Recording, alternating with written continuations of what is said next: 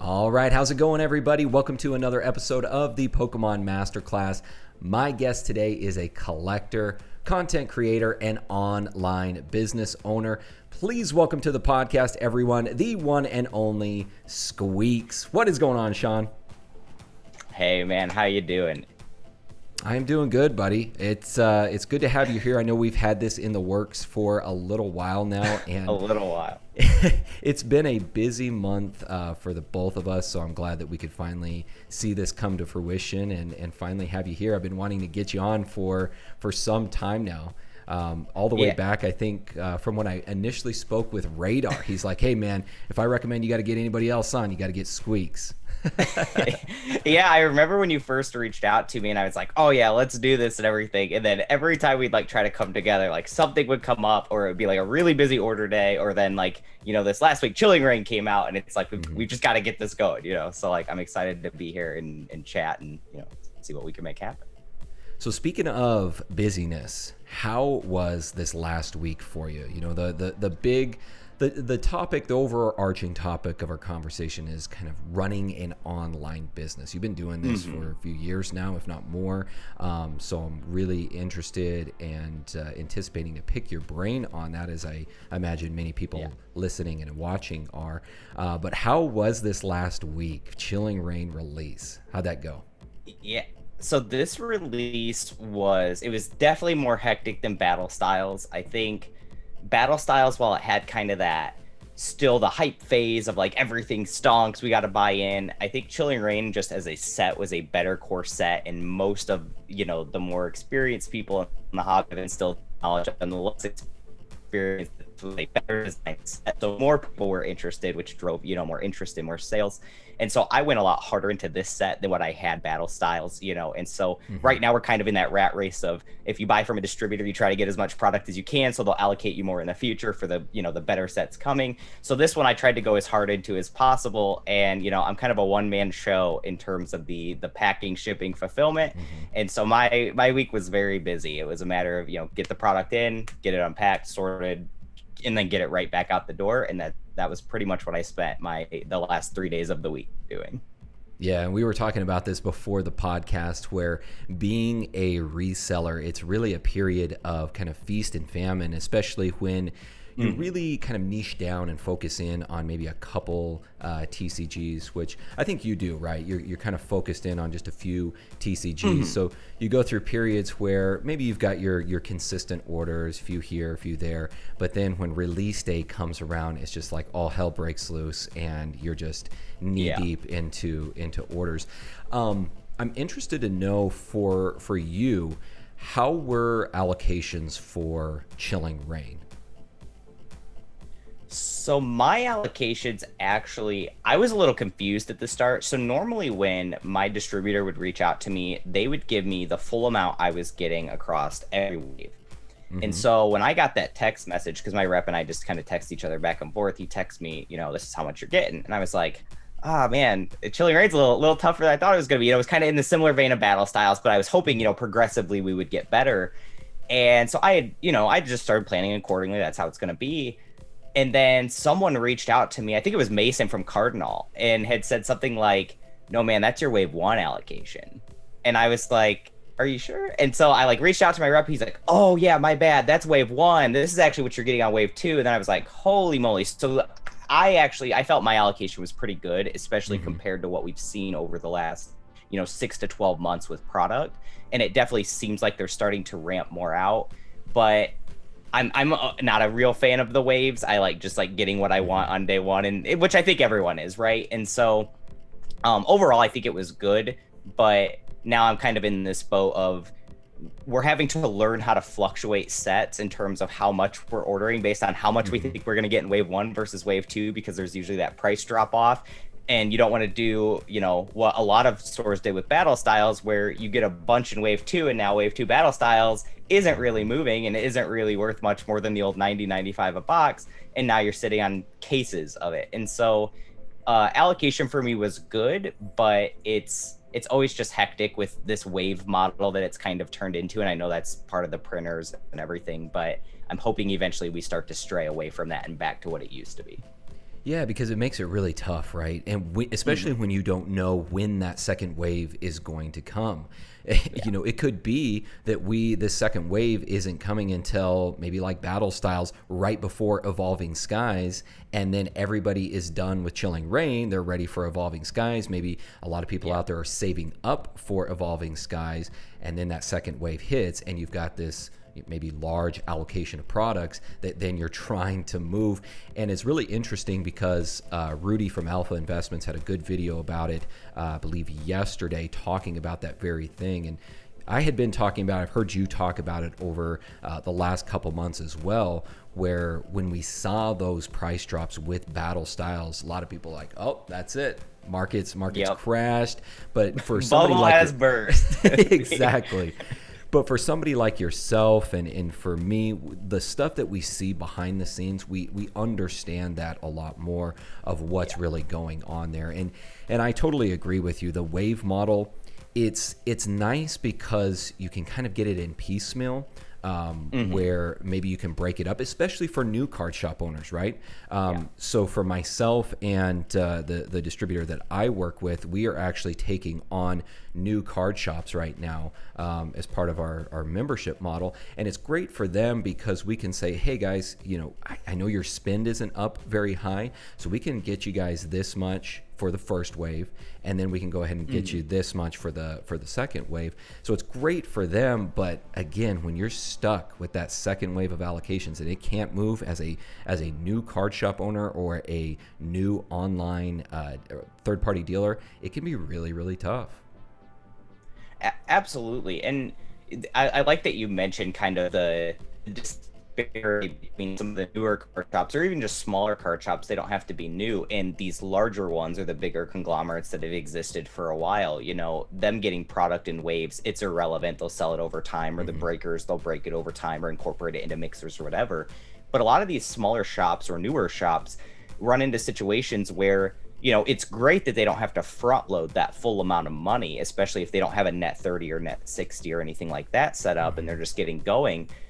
But it's also a situation where now, you know, most distributors have the expectation that if you say, you know, I want 250 boxes of the next set, and they say, great, we'll get you half first wave, half second wave, that you're still going to take that second wave, regardless of what the market has done in fluctuation. And that can be really tough as a new store, where now you see Battle Styles boxes going down to 90, 95, and you're expected to take, you know, 100, 200 boxes here, and your margin is $1 or $2, if that. And you don't want to take them anymore, but you also don't want to upset your distributor, especially going into, you know, Chilling Reign or Evolving Skies, some of the hottest sets of the year. So you take them anyways, and it can almost like put you in this bad boat. And so it's one of those situations where it's an interesting enigma, because the wave system can work really well in some regards. And for some smaller stores, it can really cater to their cash flow. But you know, for some of these more experienced stores are the ones that kind of anticipate how these market fluctuations are going to go. It ends up almost just kind of being a hassle. And so it's just interesting to watch that disparity between kind of the stores in the industry and how they deal with it. Yeah. Well, and then you throw on top of that now that wholesalers, or the distributors rather, are starting to get a little bit greedy. They're starting to raise their prices from the back end. So, and what's interesting is, coming from the top, Pokemon, the manufacturer, has not raised the prices, but now the distributors say, well, you know, this is going to be $1, $2, $3 more per box, if not more. Oh, you know, if you're a larger card store, well, maybe it's only $2 more per box, but you're a new card shop owner, now this is going to be $7 more per box. Yeah. And again, when you get into that second wave, and now your margins are even smaller, and that you've already been pushed, a lot of people are now pushing that wholesale price is now being pushed over $90 is what they're buying it for. And now that second wave comes out and that price drops, like Battle Styles did, down to, like you said, $95, $90. You're net negative at that goodbye point. Margin, and, and now you're in the red. Like, yeah, and it's really interesting to watch how this has evolved. So I first got set up with my first distributor when I opened the store back in 2015, and so that was coming right before the big Pokemon Go boom, and Evolutions was the hot set that Christmas and everything, where that was kind of the first time we ever saw allocation really become a thing.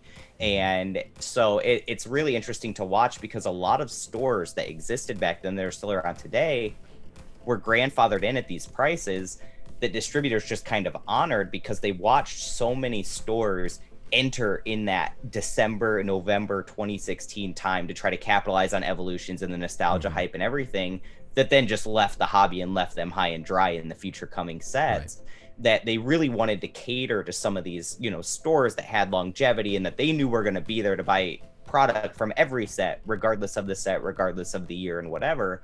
But then we got to this situation where the newer stores, with all of the hype coming in 2020 and 2021, they almost couldn't justify even their old prices. So now they've got such a large gap between what these stores were paying and what these stores are paying. And some of these stores will find out what these stores are paying, and it creates this issue that they've like, I think that they've almost found this as a justification to kind of taking that grandfathering away and just pulling them forward. And I don't think many of those stores will ever go back. You know, that I don't think my prices on booster boxes had increased until 2021 from all the way back from 2015. And so it was a matter of, you know, I think that this is kind of just this is the new times. If boxes go back to 90, 95, figure out what to do with them. But like these are the margins now. And so I think that it really just comes down to, for store owners specifically, and, you know, even to some degree the end consumer, is just being really mindful now of set construction and what defines a really good set, so that you can start to make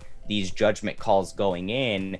And I mean, we've had enough data now to figure out kind of how the wave system works, generally what percentage will end up in first wave versus second, that type of thing. And there's always going to be some variance to that, but at least to some degree, to where you can anticipate and you can, you know, look at battle styles and say, you know what, that may come out the gate hot because it's just a new thing. Everybody wants to crack the new thing. But I don't think it has lasting power. You know, that was a video I made on my channel very early on. I got blasted for saying I didn't think battle styles was a good set, and then I didn't think it had lasting power. But to me, I just looked and said, you know, Tyranitar is kind of a tier 2, tier 3 Pokemon from Gen 2. And Polion, while it's more popular in its generation, is a lower tier generation as a whole. I don't think those have enough staying power and alternate arts to keep people chasing. You know, Houndoom and Octillery being secret rares just don't have enough staying power to keep people chasing, as opposed to something like a Chilling Reign, where you have, you know, the legendary birds that are some of the best sell-through rate Pokemon cards that exist, and you put them in massive alternate art form with a decent chase behind them, and then you know, kind of surround them with the what I kind of call the bait cards, which are the alternate arts and things that are a little less desirable, but you hit one and that makes you want to keep chasing for the one you wanted. And you have a set construction like that, and that's the kind of set you go in on, because even if your sell-through rate kind of dips off as we trail the Evolving Skies, the set will probably perform better long term than something like a Battle Styles that doesn't really have anything inherent that pulls people back to it. And so I think that's going to be the key for a lot of these stores moving forward, is to just really hone in and start evaluating sets before they come out. Sometimes even before we get the English set list, that you take the Japanese set list, try to muddle it together and figure out what you think we're getting, you know. And I think that's going to be what really sets a lot of these stores apart, where they're on that margin where they have to figure out how much they can take, and they can't just take everything no matter what it is. Yeah, no, I totally agree. And what's great about, especially for brick and mortar, I see Mason's in here from Cardinal Gaming. He might be able to attest to this.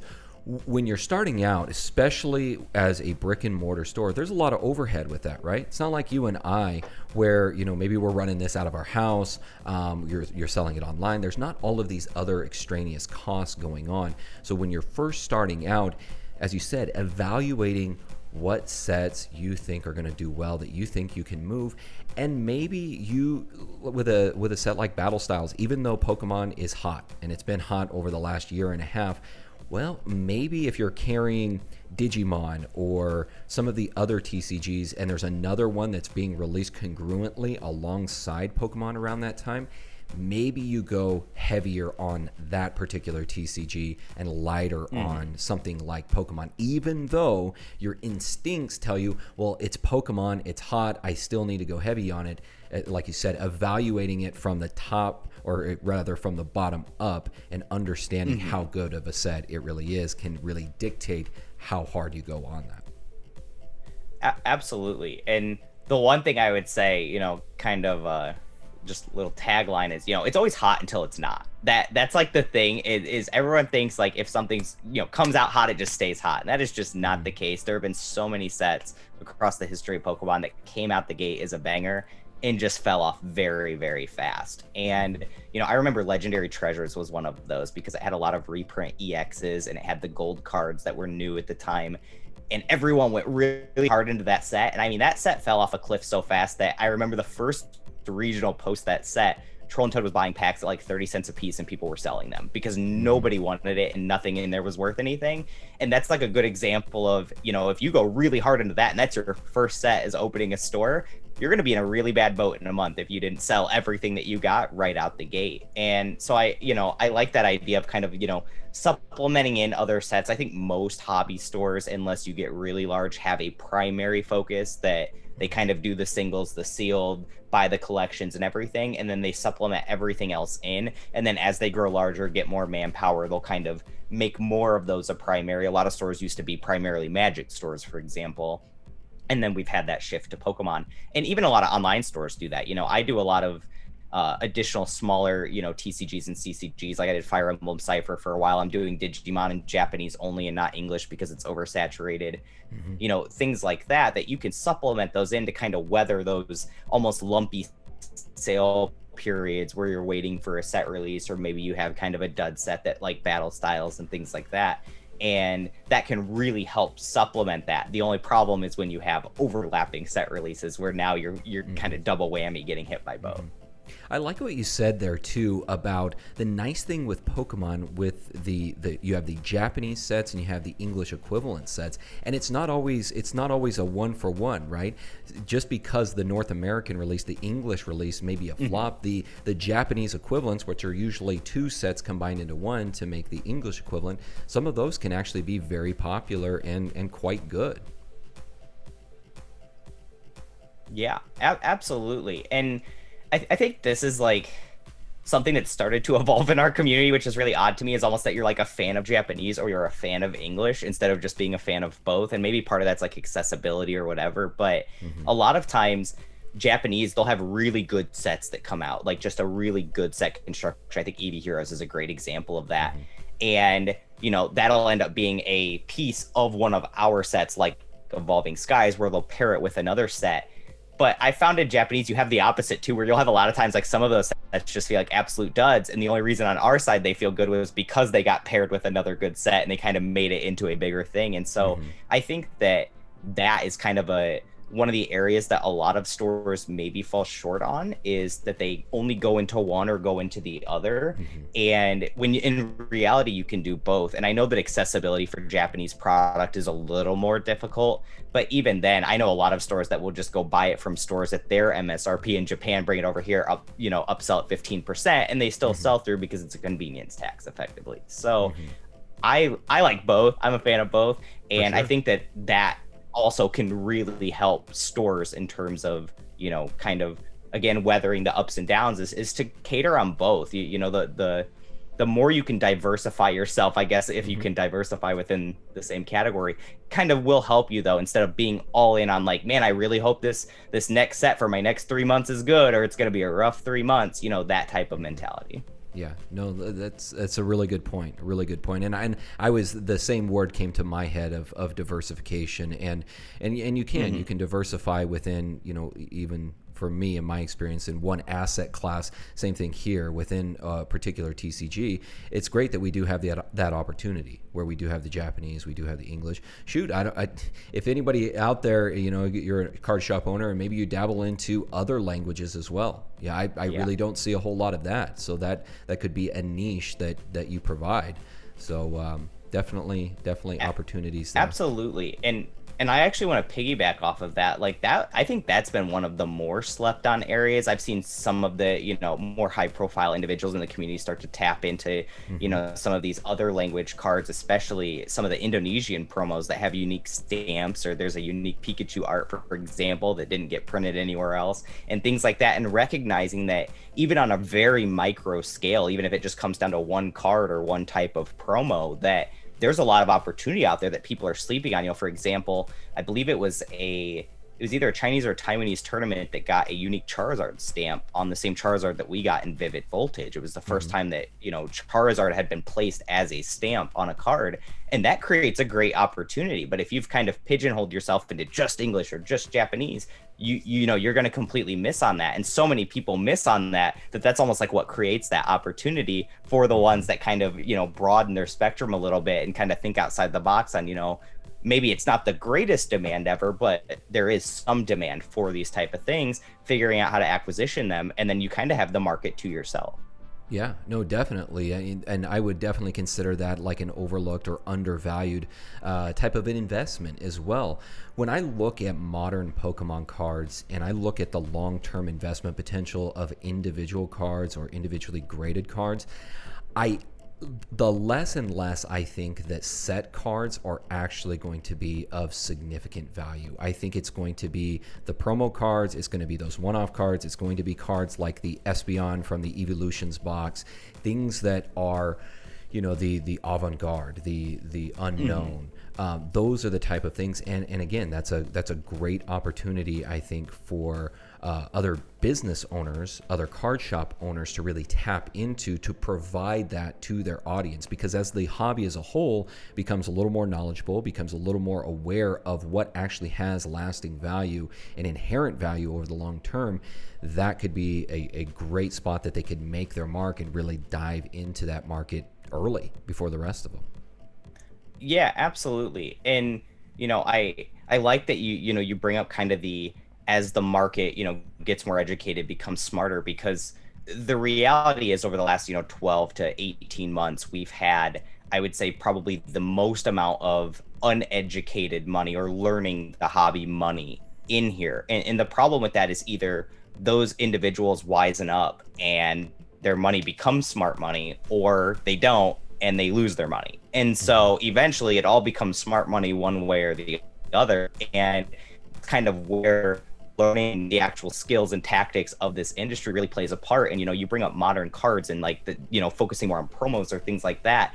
We have 25 years of history on set cards and promo cards and data to figure out what does well, what doesn't do well, what tends to last, what only goes up during boom periods, etc. And it always feels like during the booms, it felt like this during 2016 as well, is that people almost try to will into existence their own beliefs that, I believe this card from this set can go up in price, so it can, even though everything historically data-wise tells them it's just not going to. You can believe that, Octillery Secret Rare from Battle Styles is just going to be a banger 10 years from now, but the reality is it's probably not going to increase at any better rate than what traditional inflation will. So, that type of thing, you can believe it as hard as you want, but there's always going to be winners and losers, and typically the winners are not what everyone else is doing. That's usually what makes them the losers.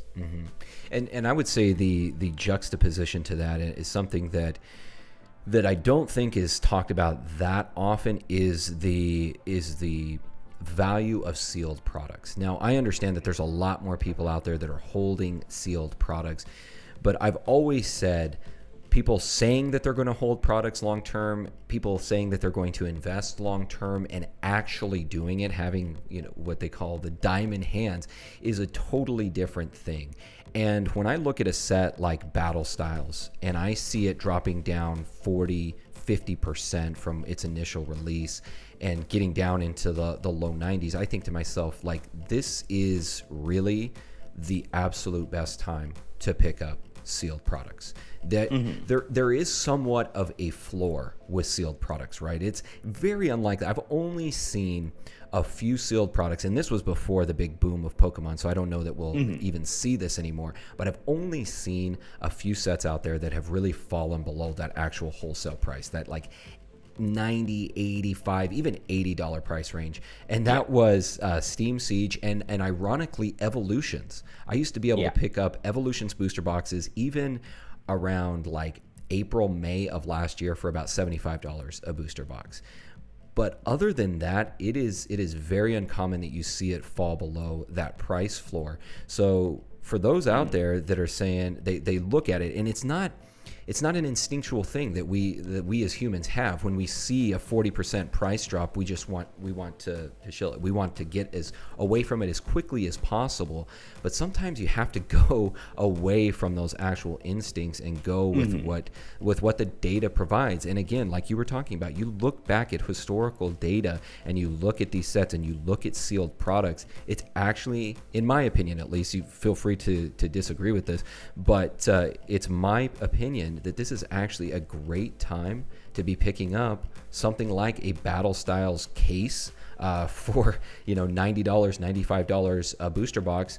And you know what? Just mark it on your calendar. Mark it on your calendar somewhere that 24, 36 months from now, you're going to go back to that same case. And I think you'll be pleasantly surprised with what you see on the secondary market.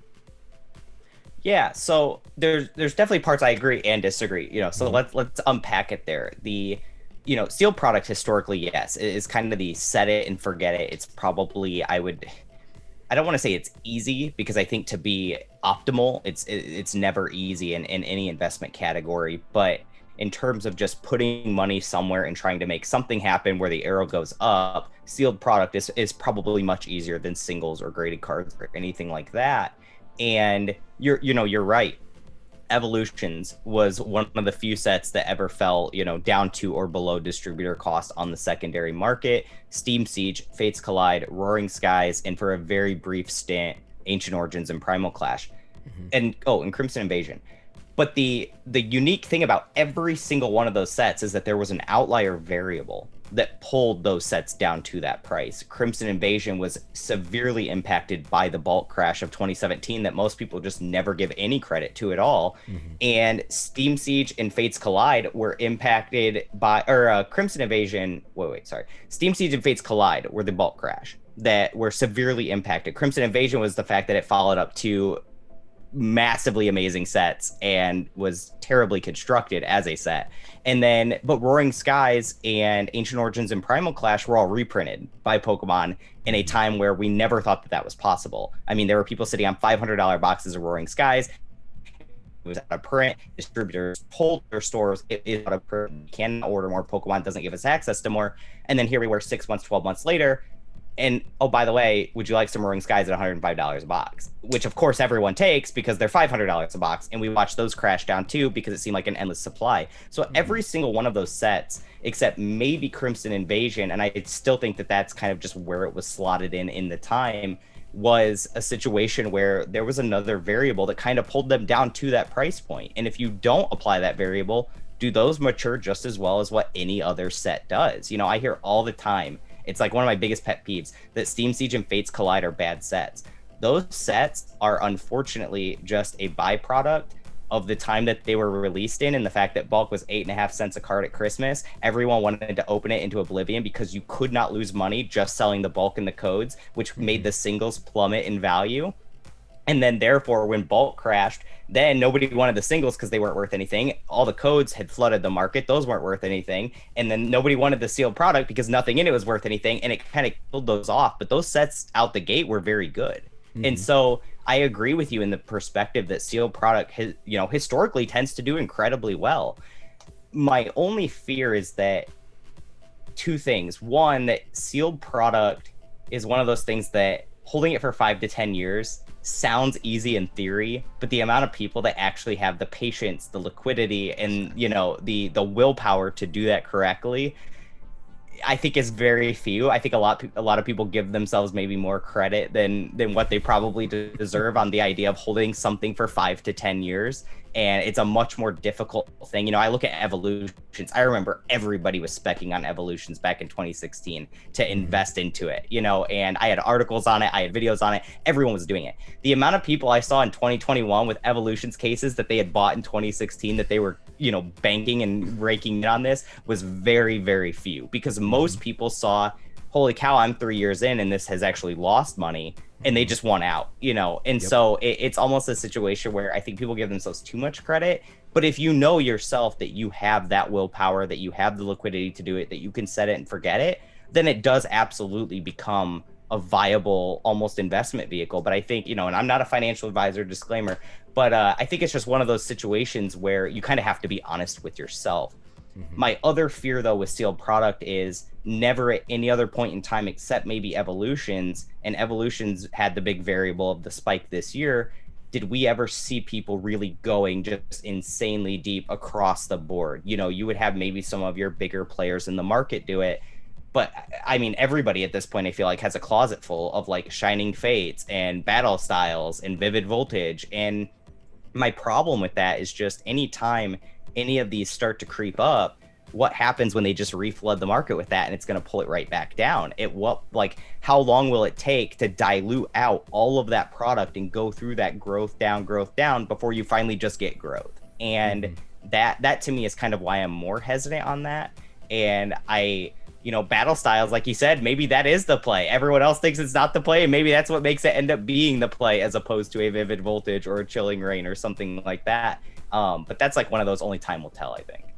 Well, and I think it also boils down to, what is your initial purchase price? What are you purchasing these? So if you're purchasing a Hidden Fates Elite Trainer box at $175 a box with the hopes that, in 3 years you're going to sell it for more than that, you're not giving yourself as much potential for appreciation than you would with something like this, where where has it been that somebody without a reseller's permit can really buy a booster box for under $100? It's been a while. A while. And so I think it's playing the market smartly and understanding what are you getting into it for initially, what is your outlook, how long are you willing to be able to sit on that, and also understanding what level of appreciation you're really looking for. I think that a lot of people's perspective on what is a good margin or appreciation from what they've seen over the last year is very, very skewed. I remember starting in 2016, and I thought, man, if I can P500, if I can match around an 8%, happy with that. But now, where it's become so outrageous, where people are not satisfied unless they're getting that 200, 300, 400% return over 6 months, they really just have to tailor or rein in, I think, their overall expectation for the long term. Absolutely. And I think this is kind of just a greater cultural shift that we're seeing in investing right now, because it's not even exclusive to Pokemon. It's cryptocurrency. It's the stock market. If we look at what's successful there between things like Tesla, and it's an example of everything speculation, and nobody wants the 7-8%, 12.5% on like a really good deal. Nobody wants that anymore. Everybody wants the 200-300% bangers, triple up overnight, let it ride, roulette table style investing. And you're absolutely going to have to rein it back in terms of your expectations. I remember the first 3 years of doing this business, even in 2016, in a huge boom year, the idea of making $10 profit on a booster box after your shipping fees and everything, and having like a 10% profit margin, that was awesome. That was like, if I could do 1,000 boxes, I make $10,000 on a set release. Like, that's a banger. Now people don't even want to flip boxes for double up. It's just like mind blowing to me that and I get that it's labor intensive. There's a lot of work into it, and then you're staking cash and everything. So. But it's just a situation that I absolutely agree with you, and I don't think that's even exclusive to sealed product. I think we've seen it with singles. I think we're seeing it with bulk again. Bulk starting to spike up again. I saw another store offering 5 cents again, and we went from now 3.5 to 5 cents in this 18-month period. That everyone's wanting these huge gains out the gate, and that's the type of thing that's going to get you into a trap, because what's going to happen is you're going to buy something, have the opportunity to get the last person on the rung to buy it from you, but it's not going to be at a margin that you're expecting or used to. You're not going to sell it to them. That rung ends, and then you're going to carry it down with you, is what's going to happen. And we're seeing that with a lot of people. I'm seeing it with people that were doing trophy cards. I'm seeing it with people that, were doing bulk or small end singles. It's not exclusive to any one section of the hobby. It's just a matter of perspective, and you only can get those massive, insane percent gains when the demand is that equally out of balance exponentially compared to the supply. And we're starting to level out on that side again. And you have to expect that your gains are going to level out as well. hmm And I think it's also, as we go along, and yet we're nearing the end of this massive inflationary period where it's not just Pokemon. Yeah. Pokemon obviously doesn't exist in a vacuum. The larger macro economy has been highly inflated over the last year or so, and I think that we're going to see a much larger correction as we move through the rest of 2021, even into 2022. So it's understanding what your overall plan is. What is your short-term plan? What is your long-term plan? How can you continue to exist and continue to operate in this sphere despite what the market is doing? And how can you pivot? What is a good way to pivot? And I think that's just being open-minded, right? That's being open-minded, being open to what's out there, understanding where the opportunities really lie. And again, going back to, I think the core of this conversation is being more knowledgeable. And the hobby as a whole, I think, is getting more knowledgeable. They're starting to understand the vastness, because it is so vast, right? This hobby is so vast. Just Pokemon alone is so vast, let alone TCGs in general. And so they're starting to understand what has trended, what has slumped, what has that real potential over the long term. And I sort of compare it analogously to like the passive or the active type of investor. So in the investing world, we have different types of management styles, especially when it comes to portfolios and portfolio management. And an active type of investor or manager is one that is consistently trying to outperform the market. And a passive type of investor is one that is trying to basically just keep pace with the market. You're basically tracking a particular benchmark. And I think in many ways you can compare that to investing or holding products long term for Pokemon or other TCGs, is when you're always just trying to chase the returns. During the highs, during 2020, you were doing bangers, like you were doing fantastic. Yeah. But now that has come back down to a sense of equilibrium, where do you go? What do you do? How do you change?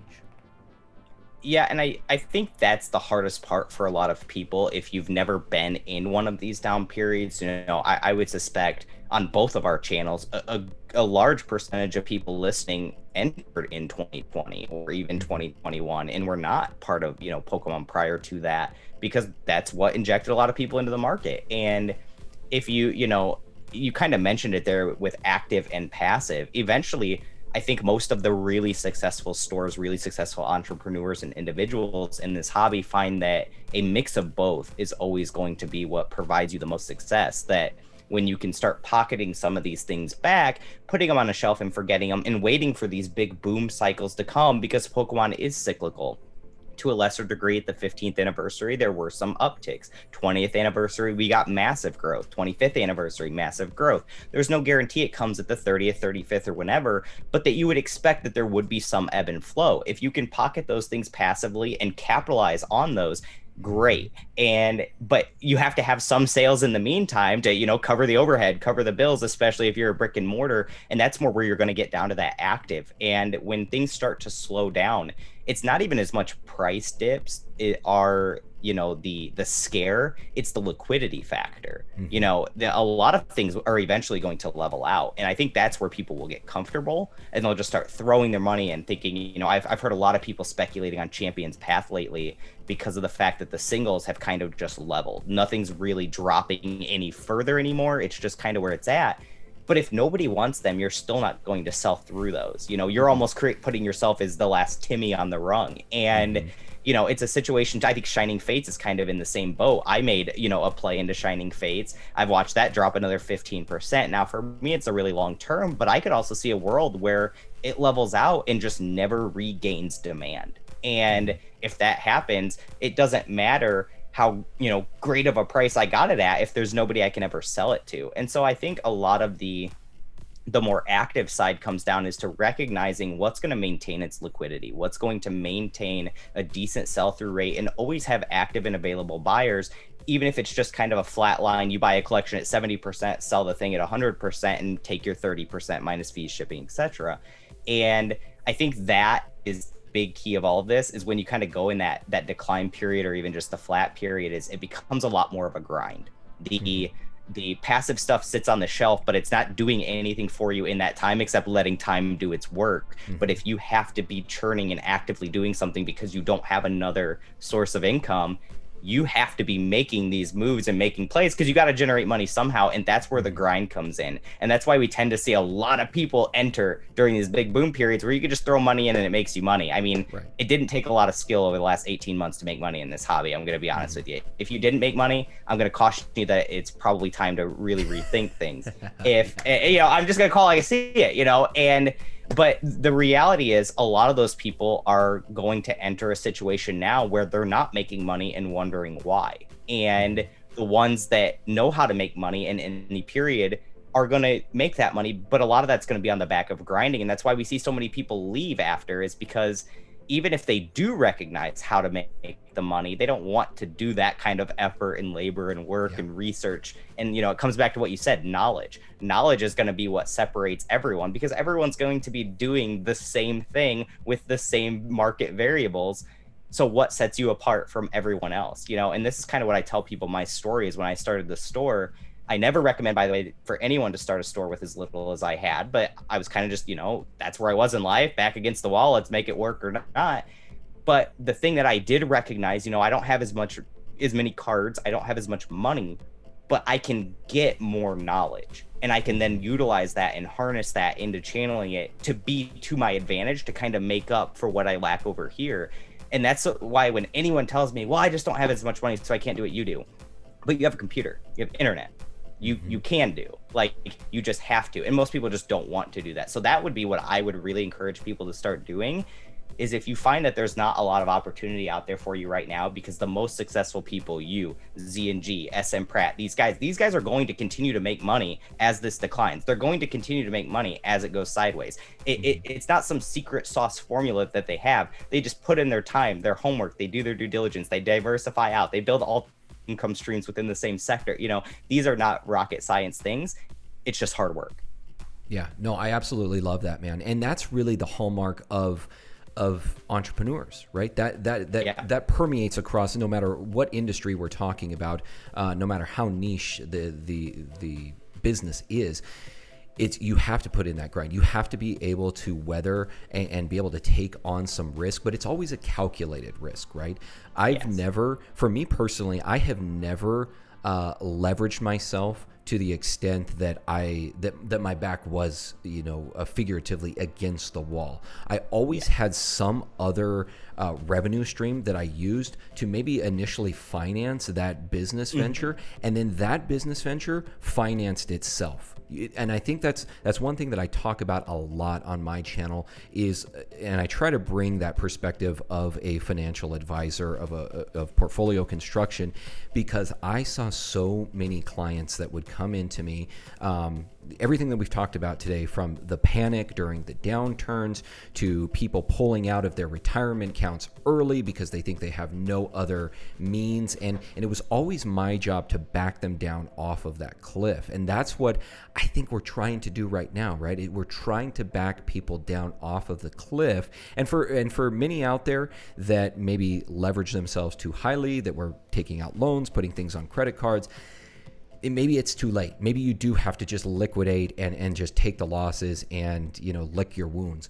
But for a lot of people out there, there's still that opportunity. And again, a lot of the time you have to go against what your instincts are telling you. Like your instincts, your human instincts will tell you to run, when in actuality, there's actually a lot of opportunities that exist out there during downturns. Warren Buffett is a famous example. The guy always said, I make the most money when the economy is doing the worst, because he understood that. He understood the fact of value investing, and you can apply a lot of those same principles to the Pokemon market as well. So I think that's fantastic. And so you kind of got into it there, Squeaks. I want to take it back now. I want to take it back to the beginning And I want you to give us some insight on how you got started, because there's a lot of people out there, and I'm sure you get it every day, I get it every day, of just how do I start? And you can go specifically into building your online business. You can go into just building an investment, a collection in general, whichever way that you want to take it, but kind of laying down the foundational steps that you took to get started. Yeah, awesome. I'm glad you gave me this opportunity, because I didn't leverage at the start. I leveraged my life, I guess. I didn't leverage my money. And so I want to clarify, I am not a fan of leveraging in this industry, specifically because the big company of Pokemon holds the power, not you. And so, you know, some people, maybe that's for them. It's not for me. When I started, my leverage was more, I've got X amount of money, X amount of cards. I either make this work in this time period or I don't. And so my back was against the wall. It has to work, or I'm going right back to the same situation I was in before. And for some out there, you can probably resonate with that. Maybe you're at a 9 to 5 that you don't really like, or there's no upward mobility there, which was kind of my situation. I worked at a publishing company, and I had just kind of, I could see the people that were ahead of me weren't that old. They weren't leaving anytime soon. And that was that. And so for me, it was a situation of, if I do this thing and I start this business and it doesn't work out, where am I at that point? And so for me, it's, am I out 6 months? Am I out a year? But I'm kind of right back where I was. I can go find another job that pays about the same amount of money, and that's that. If you leverage yourself, you may be taking yourself an even further step back than where you started. And I think that's the real danger that a lot of people get into, is they see how far ahead they could get themselves, but they don't quantify how far back they could also be taking themselves if it doesn't pan out. Everyone wants to plan best case scenario, not worst case. So when I started out, I did leave my job, you know, and I did go through the proper channels of, you know, filing an paperwork for an LLC and actually getting, you know, a website created and getting set up with a distributor and going through that process. Now, I had played competitively for about 5 years at that point, and Pokemon back then was much smaller. I mean, you could go to a 300-person regional and almost everyone in the room knew each other's name. And so that was a situation where, having played competitively and having some decent finishes, and the Midwest being a very tight-knit group, and then being one of the, you know, the original founders of Verbank, which used to be called Hey Fonte Mart, that really helped me kind of have a platform of people that knew who I was and kind of wanted to support me on that venture. And so one of the things with starting out that I always tell people is, try to build up some kind of community presence, whether it's helping people or, you know, writing blogs or making videos or whatever, just to get your name out there before you get going, so that you have some kind of a foundation that doesn't really have much overhead attached to it to get you going. And then from there, I actually started, you know, doing set releases. Lucky for me, Roaring Skies was my first set release. So you couldn't pretty much have a better one than what that one was at the time. If you're starting out, Evolving Skies would probably be your equivalent. And then from there, I mean, I just grinded. I eventually really, back then, bulk was not as well known of what people did with bulk, how to churn bulk. Amazon was kind of the Wild West, that maybe 2 or 3 sellers sold bulk. So you could take, you know, an $8 lot and sell it for $38 during Christmas and have an absolutely insane margin, things like that don't really exist today. But it was still always a grind. Everything about it was always a grind, because for me, I started with a very small cash pool. And so even if you're, you know, 200xing, you know, like if you're 200xing off $100, you're still not, you know, doing a ton. And so it's a situation where a lot of it's going to determine and depend on what you start with, and everyone starts from different benchmarks. So for me, when I started going, one of the biggest things I had to teach myself was to quit appraising myself against everyone else that was starting at the same time as me. You know, the guy over here, he may have half of what I did and be doing better, and I should be studying why he's doing better, because he didn't have as many resources as me. This guy over here may not be doing as well as me and had 3 times the amount I did, so why isn't he doing as well, so I can learn to avoid those mistakes? And so study your competition, study what they're doing well and replicate it, study what they're not doing well and avoid it. And so for me, I started that business very small. I always stuck with online. There have been multiple points in this journey where I've completely drafted up the plan for brick and mortar, is, you know, going even as far as working with a commercial real estate agent to going out and scouting out properties and everything. and the timing just kind of never lined up right. Part of that was because my wife's career, she's in residency right now and everything, and so we've had to move for that and stuff. But yeah, the whole thing comes down to, one, how bad do you want it? You know, this is going to be a grind. It's going to be work. When I started out, my first idea was, I'm going to do this as a resume booster. You know, I'm going to build up this business, run it, and have it be profitable for a year or two, slap that on a resume, go into corporate America and show them I can kick ass, and then have them take me on. Eventually, it was successful enough where I was like, you know what? I really love doing this, and I love being in charge of myself and my success. And, you know, that how hard I worked, it will determine how much I make. And so I stuck with it. But it really does come down to, how bad do you want it? Do you want it more than the person next to you that's also doing the exact same thing you are? And you'll find that the people in this industry that are the most successful are the ones that will stay up till 2 a.m. packing orders, and then wake up at 6 a.m. and go grind their 9 to 5 until they have enough money to make it work, or do, you know, whatever. And so for me, that's always kind of my philosophy, is I felt, at least in that period of time, against most of the people I was competing against, I just wanted it more. And part of that was because I never wanted to have to return to where I started. And now it's almost more preservation for me, you know, of, I see a lot of people, again, that we talked about the 200-300% gains. They want to shoot for the moon and the stars. The grind never goes away.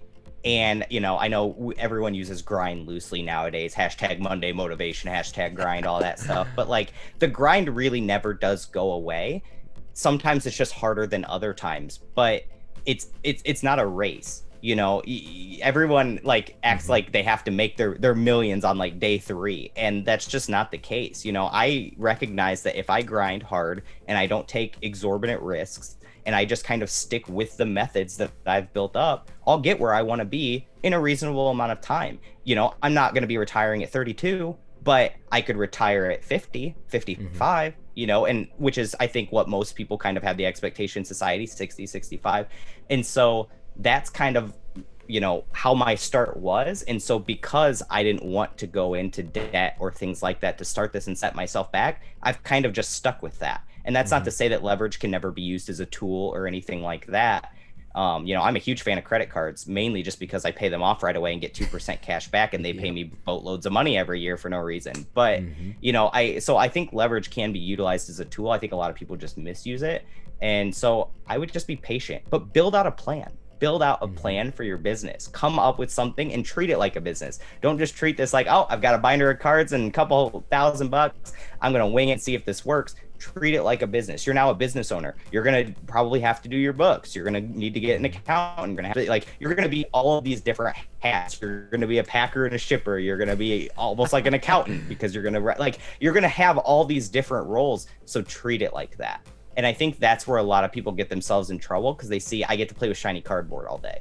And let me tell you, nothing will be more of a wake-up call than sorting bulk till 4 a.m. and then packing orders after that, which are 2 of the most mind-numbingly tedious tasks that you'll ever do. And guess what? You'll do it every single day. So it's just like one of those things. But it can be like a very fulfilling journey as well. It's just one of those, I think the biggest key is just realistic perspective. No, that's awesome. That's awesome. And I think that's why you see the separation. That's why you see so few small business owners out there. You see so few entrepreneurs out there, because although to me, and I'm right there with you, it's one of the reasons why I left the corporate world, why I left being a financial advisor, is because it left a void in me. Right? I wanted to be left to my own devices, and I wanted my successes and my failures to be my own. And I didn't want to leave that to someone else. But you have to decide. You have to decide if you are comfortable with that, if you are comfortable with taking on those risks and fulfilling those tasks, because it is much easier. Although to me, it's more mind numbing, and it's more, it's less fulfilling. Now, there's people out there that are probably listening right now that probably love their jobs, and more power to you. You guys, can, like your wife, for instance, in residency, becoming, doctor, like, amazing, absolutely amazing. But for a lot of us out there, I think we just, the jobs that we have, we're okay with them. They get us by, they pay our bills and everything like that. but it doesn't bring us that level of fulfillment. So if you're that type of person and you want to strike out on your own, you have to understand that there is a lot of unknowns, and there's a lot of aspects to being an entrepreneur where you fill a ton of hats. Where, like you said, you're customer service, you're the accountant, you're the marketing expert, you're the everything. Yeah. Everything boils down to you, especially when you're first starting out. And you have to just be comfortable with that and understand that these are incremental progresses, right? So it's you maybe your first year, you grow as much as you can, but understand that every step that you take, every decision that you make in the right direction is getting you that much closer to your goal. And to not be discouraged when it doesn't happen as quickly as what you might see out there, because very often, like we'll use like PokéNav, for instance. I was following that guy before I had ever jumped onto YouTube or anything like that. And when he finally made the transition from Instagram and over to YouTube, people saw his tremendous growth and just thought, oh man, like it made it seem so easy. But he was building that brand for years and years and years on Instagram. A lot of the people that you see out there, whether it's online businesses. We got Mason here in the chat. I'm sure he will vouch for the fact that it took him years. And also, you look at it statistically, most small businesses don't actually start making a profit, and most small business owners aren't actually able to pay themselves until about 3 to 5 years after they launch their business. So if you're making any money to start out at the gate, like consider that a bonus. And that's a huge step. But yeah, it's something that you have to be comfortable with, and you have to be in it for the long term. So when did we've sort of talked about both the business and the content creation. When did you decide that you wanted to take it over to YouTube as well? So YouTube had been kind of an on and off thing for me. I have made content in some capacity in this sector all the way back to, writing tournament articles and reports back on like Hey Trainer, if any of you out there know what that is, and, things like that. And then for a while in 2016, I actually did have a YouTube channel. All those videos do still exist. They will never be released though, but they, cause they're bad quality, man. Cameras were not as good back then, but, yeah, and then back then the revenue model and things like that, I recognized very quickly I'm too early on to be utilizing any of my time for anything right now that is not moving the goalpost forward. And like, sure, it built up community presence and things like that, but it wasn't generating the business any revenue to stay alive. And so one of the other things I want to know is that, I said kind of build up that platform, get people to know you, but one of the things that I would caution against, and this is a mistake I've made, I can't even count the amount of times since I started, is utilizing too much of your time on things that do not move your goalposts forward. And at the end of the day, a lot of people give flack to people that are just in the hobby to make money, but a lot of the most successful brands and stores and influencers that you respect and listen to on a day-to-day basis put the money as the priority first so that it can stay alive. If I sit and I take half my time making you content, but now my business goes out of business and I am bankrupt and poor, and now I have to go work a 9 to 5, I will not have any more time to make you that 9 to 5 content. And so there's a natural progression of order to these things that has to happen. And so I think a lot of people get flack for that as well. And it's kind of like exactly like you said, it's a each piece, each step is a stepping stone into that. So for me with content creation, I eventually bridged back into content creation in 2017 and 18 with Twitch, and I streamed on Twitch. I would average probably about 40 or 50 people a night. And then I Patreon alongside that, and the Patreon was more article based. It wasn't really video content based. And eventually it just kind of became too tedious, too consuming, although it was rather successful. And so eventually I just found that those were not really in my wheelhouse either. I more wanted to just make videos. That's really what I wanted to do. And so I quit doing those for a while. And instead of just jumping right back into YouTube, I actually sat down and just thought about, where have my pitfalls been in my content creation, and why am I not finding the success with this? And it came down to two factors. The first was, am I doing the things that give me the best chance at success? Am I studying the algorithm? Am I studying what people do well? Am I making the thumbnails with my mouth open? You know, people give a lot of flack for stuff like that, but it's what works. Like, Yeah, you can give me exactly. all the flack in the world, but the numbers keep going up. You know what I mean? Like that kind of thing. And so am I doing those steps to actually making myself successful? Or am I just putting content out there with absolute minimal effort for whatever will be deemed a pass and hoping that that gets me to stardom? And that same thing was with the business. Did I put minimal effort in? No, I absolutely busted my ass for 5 years. Would work 16-hour days, 7 days a week, you know, and never took a vacation, didn't pay myself, still don't pay myself. And, you know, I'll cover the bills and the taxes and everything else is to the business. And so, like, you know, if I'm not going to do that for content creation, why waste time doing it when I could just focus that time back into the business? And then the other thing is kind of a tandem of that is what makes me not enjoy doing it.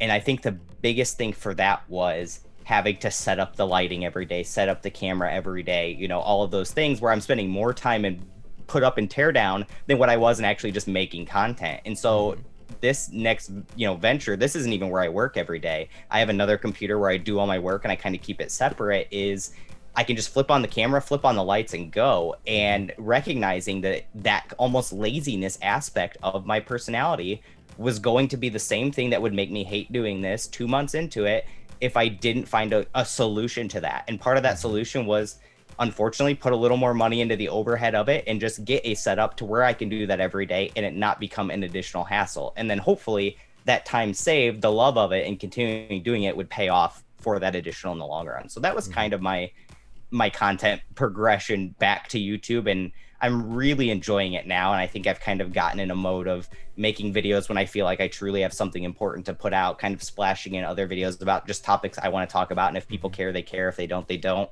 And not fretting about the numbers and everything like that as much, and just kind of enjoying what I do and having that be a supplement to the business. And so now I feel like I finally got a good wheelhouse. So if there's anything out there that you can learn, I think introspection is the biggest key to being a successful content creator. Oh, for sure, for sure. And I think I think a better word, you're not lazy, it's compartmentalizing. You have like when you have all of these different plates, you've got all of these different things that you're running at the same time. You have to compartmentalize things, because otherwise I feel like you just live in chaos, because I'm the same way.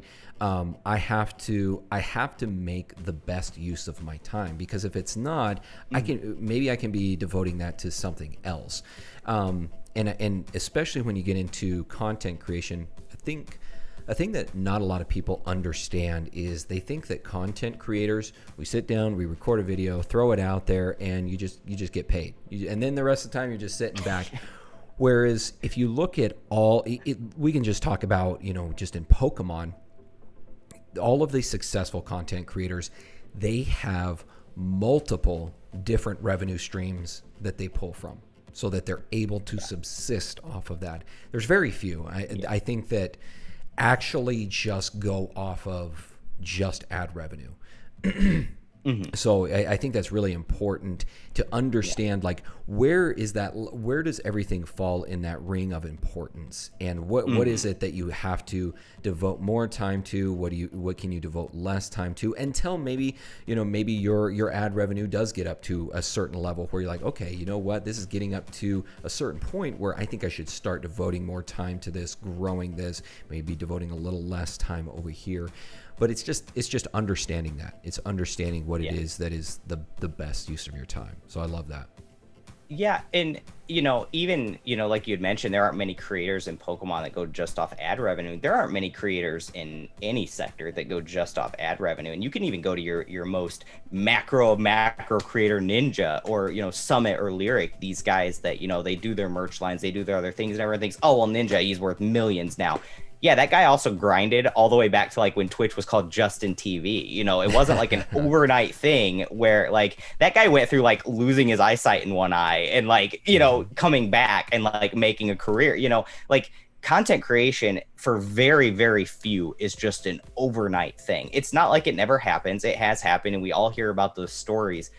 But 99.9% of the creators that any of you watch on a daily basis that you enjoy put I promise you, more time behind the scenes into their content and thinking about it and planning it and studying and researching and all of that than what they do actually the content that you watch. It's just not even close. You know, there's so many times where it'll take me 15 minutes to actually film the video that I want to film, because I'll try to do them in one take, and then spend 2 hours with the thumbnail and the editing and figuring out the right keywords and the title and everything like that, and making sure that the message I wanted to send actually even reaches anyone and things like that, because there's so much else that goes into it. And so, you know, content creation, it's so wild how deep it actually goes. I have a community Discord, and we were talking the other night, and that was one of the topics we got on. Is I was talking to another friend of mine, and he said, you know, I can't even believe like that putting one word at the start of a title can completely change. You know, I've started putting like warning or caution, just like something that catches people's attention,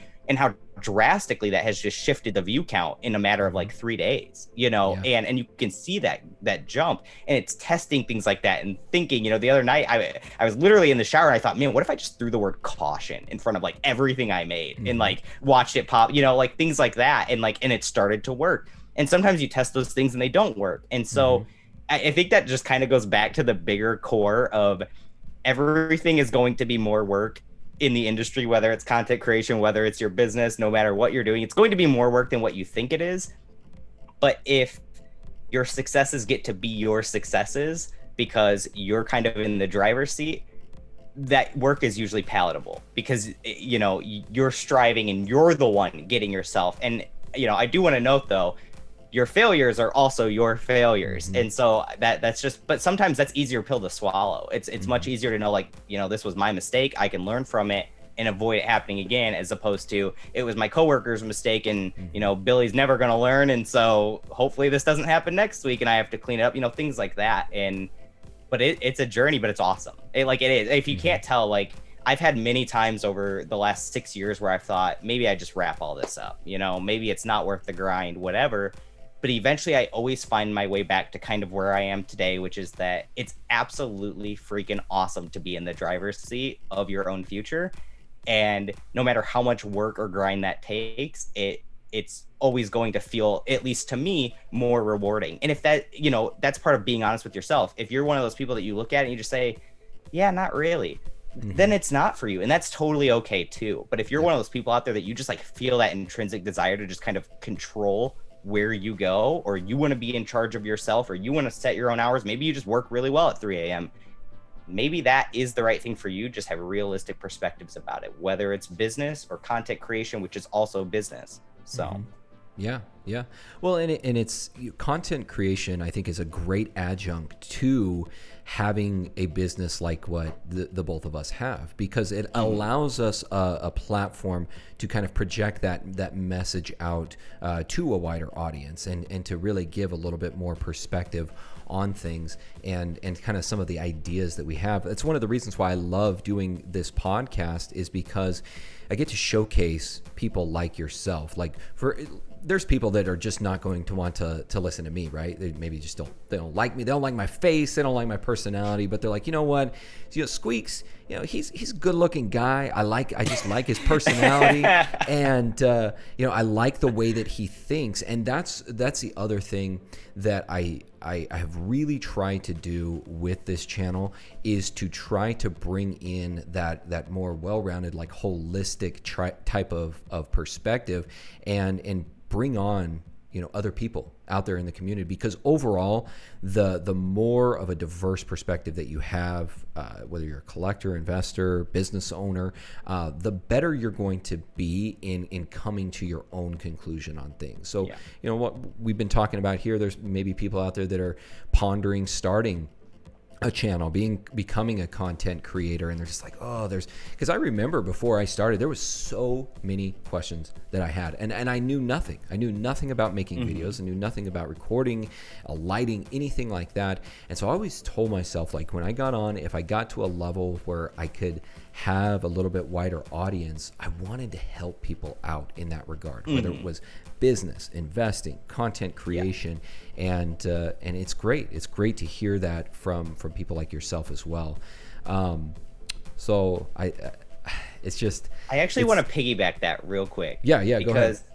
the help mentality. I think a lot of people, like I had said briefly before, study your competitors, things like that. But I think a lot of people, when they enter either content creation or the business side of it, they assume everyone's their enemy and that everyone is against them and that they have to beat all of these other people. And I'm sure you'll find that there are people that probably are your enemy and people you probably don't want to collab with. But for the most part, creating that network of like-minded individuals around you that are doing the same things, striving for the same goals. I mean, there's enough equity within Pokemon for everyone. There really is. And you'll probably find that at most spaces, to be fair. And that sometimes just networking with these people, the amount that you learn will always offset what you give away in terms of, your equity share of helping someone else. And it's probably a lot more fulfilling along the way. So I just, I kind of like that message of just like, don't treat everyone as your, like this. If we saw each other as enemies and we didn't do this right now, we wouldn't have this great conversation that hopefully helps a bunch of other people out and that type of thing. Even though we're in the same sector talking about the same type of content, there's enough eyeballs to go around and enough watch time to go around and that kind of thing. And that's what will generally be the best for everyone, including the two people that are making it. And so I would always just encourage you to kind of go out there and try to network, not just with people that you see as consumers or watchers, but also just people that are doing the same thing as you, the people that can give you motivation and give you ideas and give you that kind of almost just support system of like, heck yeah, keep going, and so. No, that's totally true, and I that's one thing that we haven't talked about today that I think is so important, whether it's business or content creation or really any personal endeavor in life, is those connections and establishing connections, because very often those come around to help you out in so many unexpected ways. A prime example, So my buddy and I that are starting this business, we've been trying to get into MetaZoo. We've been trying to acquire MetaZoo, but we've had a really hard time of actually getting like somebody to reach back out to us, somebody to because we're going to be a distributor, we're going to be buying quite a lot of product from them, but we've had a hard time. So what did I do here? Not too long, maybe a few months ago, I had King Pokemon on the podcast, and we've kind of kept in touch since then. And I know he's a huge promoter of MetaZoo. He has been since its first release. And so I reached out to him. I said, "Hey, Gary, it's PokéNav. Just wondering if you might be able to help me out." Got me in touch with the owner himself. It's just amazing. And that's the other thing that I have to give full credit to so many people in this community. There are so many genuine good people in the Pokemon community, and I know there's a lot of strife and animosity and schisms that are existing right now, but if you, as a whole, I would say this is probably one of the best communities I've ever been involved in.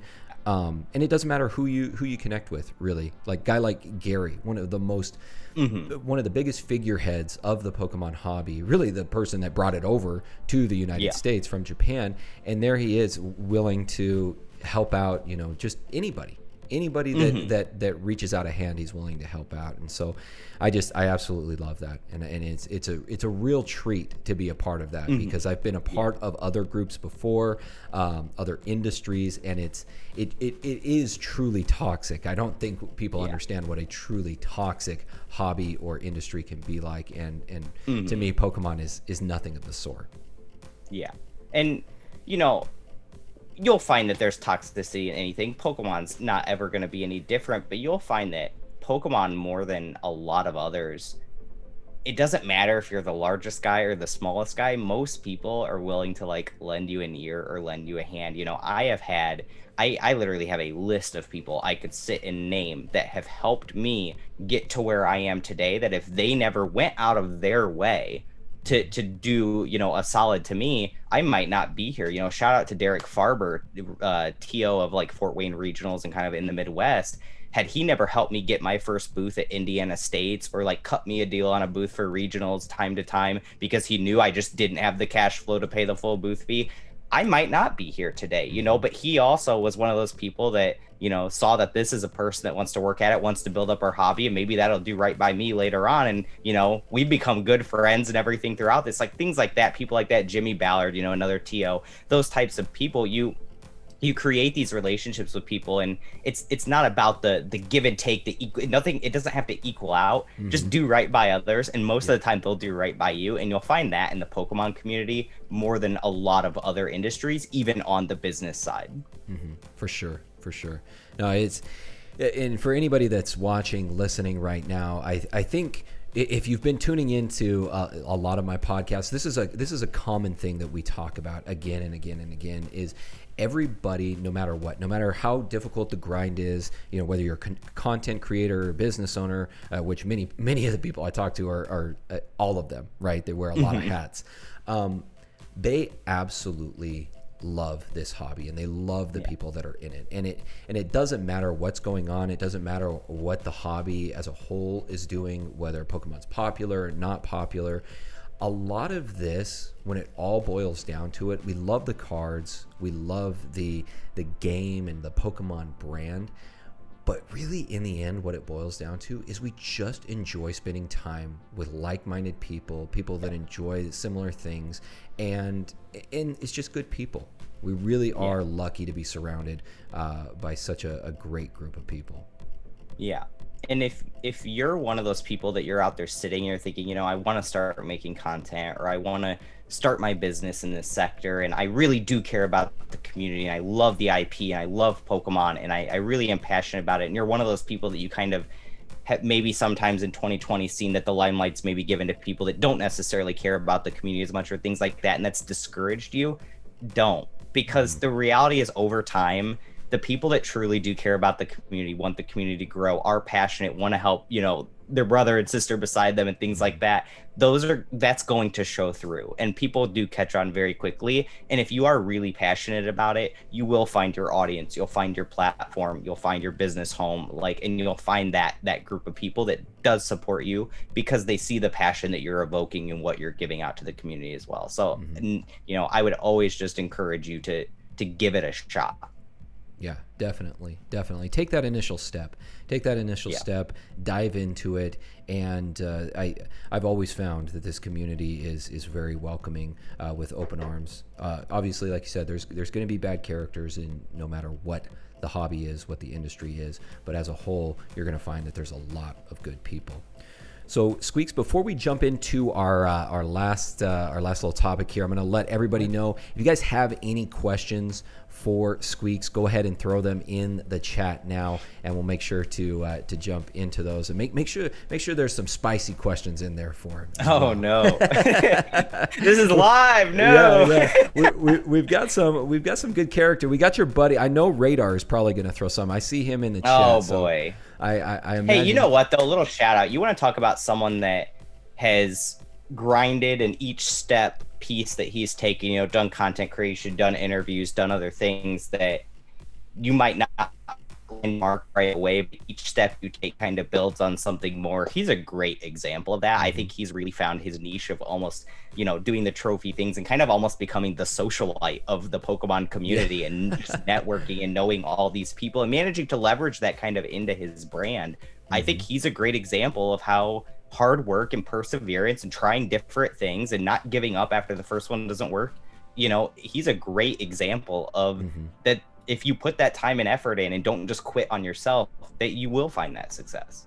Well, and you go back to where he first started and having to persevere through a pretty terrible illness, and that really being the catalyst that propelled him into Pokemon and really building this. 100%. And then eventually, taking a big risk and leaving his 9-to-5 and really making this his sole form of income. And then, getting into even something that maybe a little more risky with the trophy cards and use it like he's a great example of somebody that has pivoted, changed, adapted, has been malleable throughout his entire journey. So Radar, I hope that you're sitting there blushing as we're giving you all these kudos, but it is well deserved. Don't worry, I'll razz you later to balance it out. So. We can't boost his ego too much or he'll just float away. So Well, yeah, and we know. I mean, he's pursuing love right now. I see all of the videos on his Instagram. I think aside from Pokemon, he is really looking for his soulmate. So for if you're out there, give him a call. any of the Poke ladies out there in the community, make sure you reach out to Radar, because he'll take you on a lobster roll date where you can review it with him. Oh man. So yeah, guys, go ahead and throw your questions there in the chat. The last thing, I just want to kind of get your overall take on just current market conditions. I know we've dove into some specifics on it, but just kind of what you see the overall Pokemon market like right now, kind of where you see it trending, opportunities, things for people to look out for, kind of in a synopsis. Yeah, I think overall, I mean, the market trend is down. I think certain things maybe are starting to level out and go sideways, but I would argue that I think we can expect down for quite a while longer. And I don't think that there's anything wrong with that. I think that this is normal market behavior. The one thing I would just caution people against is kind of past bias maybe dictating right now. You know, we're in very uncharted territory with this being the most catastrophic boom Pokemon has ever had, and that you can expect that the retrace will probably couple along with that nicely. And so, you know, I hear a lot of people like, man, that card's so cheap, you know, compared to X, Y, and Z card of X time, and I just can't see how it can go lower. I would just really caution people on taking your time. You know, one of the messages I've been sending is you don't have to rush into anything. The odds that something falls off a cliff and just snaps back and booms to the moon is very unlikely, in my opinion, at this point. I think it would be much more of a snap, like go down sideways and then a gradual increase up to where you would have time to make those plays and opportunities. I think the time for FOMO is over. Let's put it in our back pocket and calm down a little bit and just, you know, kind of start doing our homework, do our research, take it as it comes, and start making calculated choices and calculated risks instead of the let's just throw our whole bank account in it and watch it double tomorrow and then, you know, go get a lobster roll. So no, that's really good. Really good synopsis. I think that's a great summation of everything that we've talked about here today.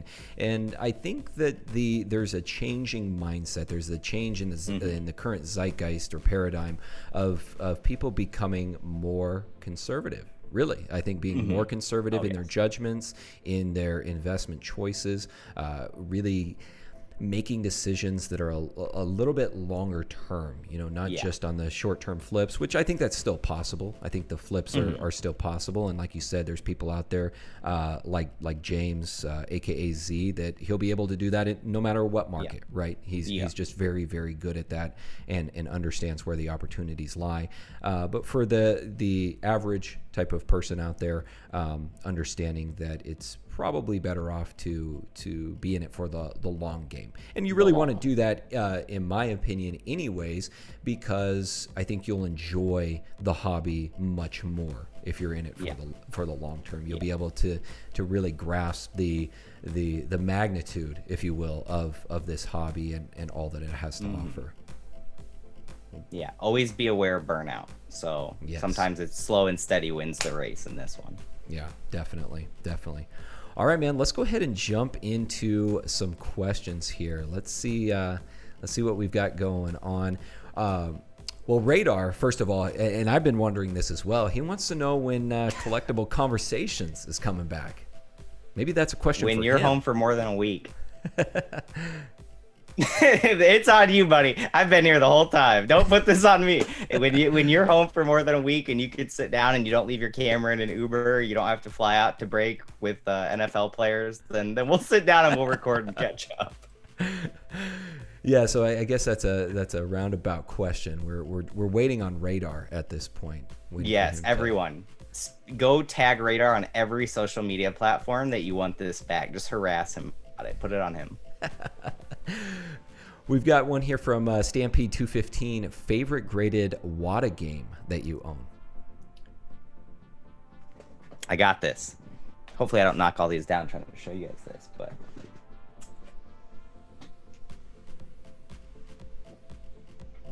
this right here is my favorite of all the ones I own. It's a 9A A++ Tamba. This game just has a lot of nostalgia for me. It's a game that my dad got me growing up, and it's a really goofy, off-the-wall game. I don't think this probably ranks #1 for most people on this planet, but it's just one of those for me, just to have almost like a perfect copy of a game that meant so much to me as a kid. That's probably my favorite. I mean, every game behind me has some meaning to me. I would say, Metroid Prime and Metroid Prime 2 behind me are huge as well, but I think Tomba's probably my #1. Wow, that's a new one to me. Like when it goes back to the original PlayStation, I was like, oh man, now I'm blanking on the name. Crash Bandicoot. That was my God, go-to. I'm looking. FYI, if you have a Black Label graded Crash Bandicoot, your boy's looking for one. It's well, so there you hard. go, guys. Yeah. So yes, I'm a huge Crash fan. So great choice. Yeah. That honestly, thinking back, that's and I think wasn't there a Tony Hawk game? Original PlayStation? Yes, Tony Hawk's Pro Skater 1 and 2 came out on PS1 and N64, and 3 was on N64 as well. There you go. So that era. I pretty much just carried over the Nintendo 64 just through like the next few big consoles. Yeah, that was my go-to. Definitely N64. Let's see. Going after anything. This is Derek Livingston. Going after anything in this PWCC auction. Man, right now, kind of just because I am of that belief that the downtrends will still occur and that we are still seeing weakness in pretty much all areas of the market, whether it's down to your Vs and GXs all the way up to your trophy cards. I'm more reserved on doing anything really risky. I am very, at this point in my career, the slow and steady wins the race, and that I've got a target date of retiring at 50 that I will get there if I just keep doing what I'm doing and don't make any, outlandish risks. And for me right now, the downside risk factor of this market, I think, is just too high to go on anything for me.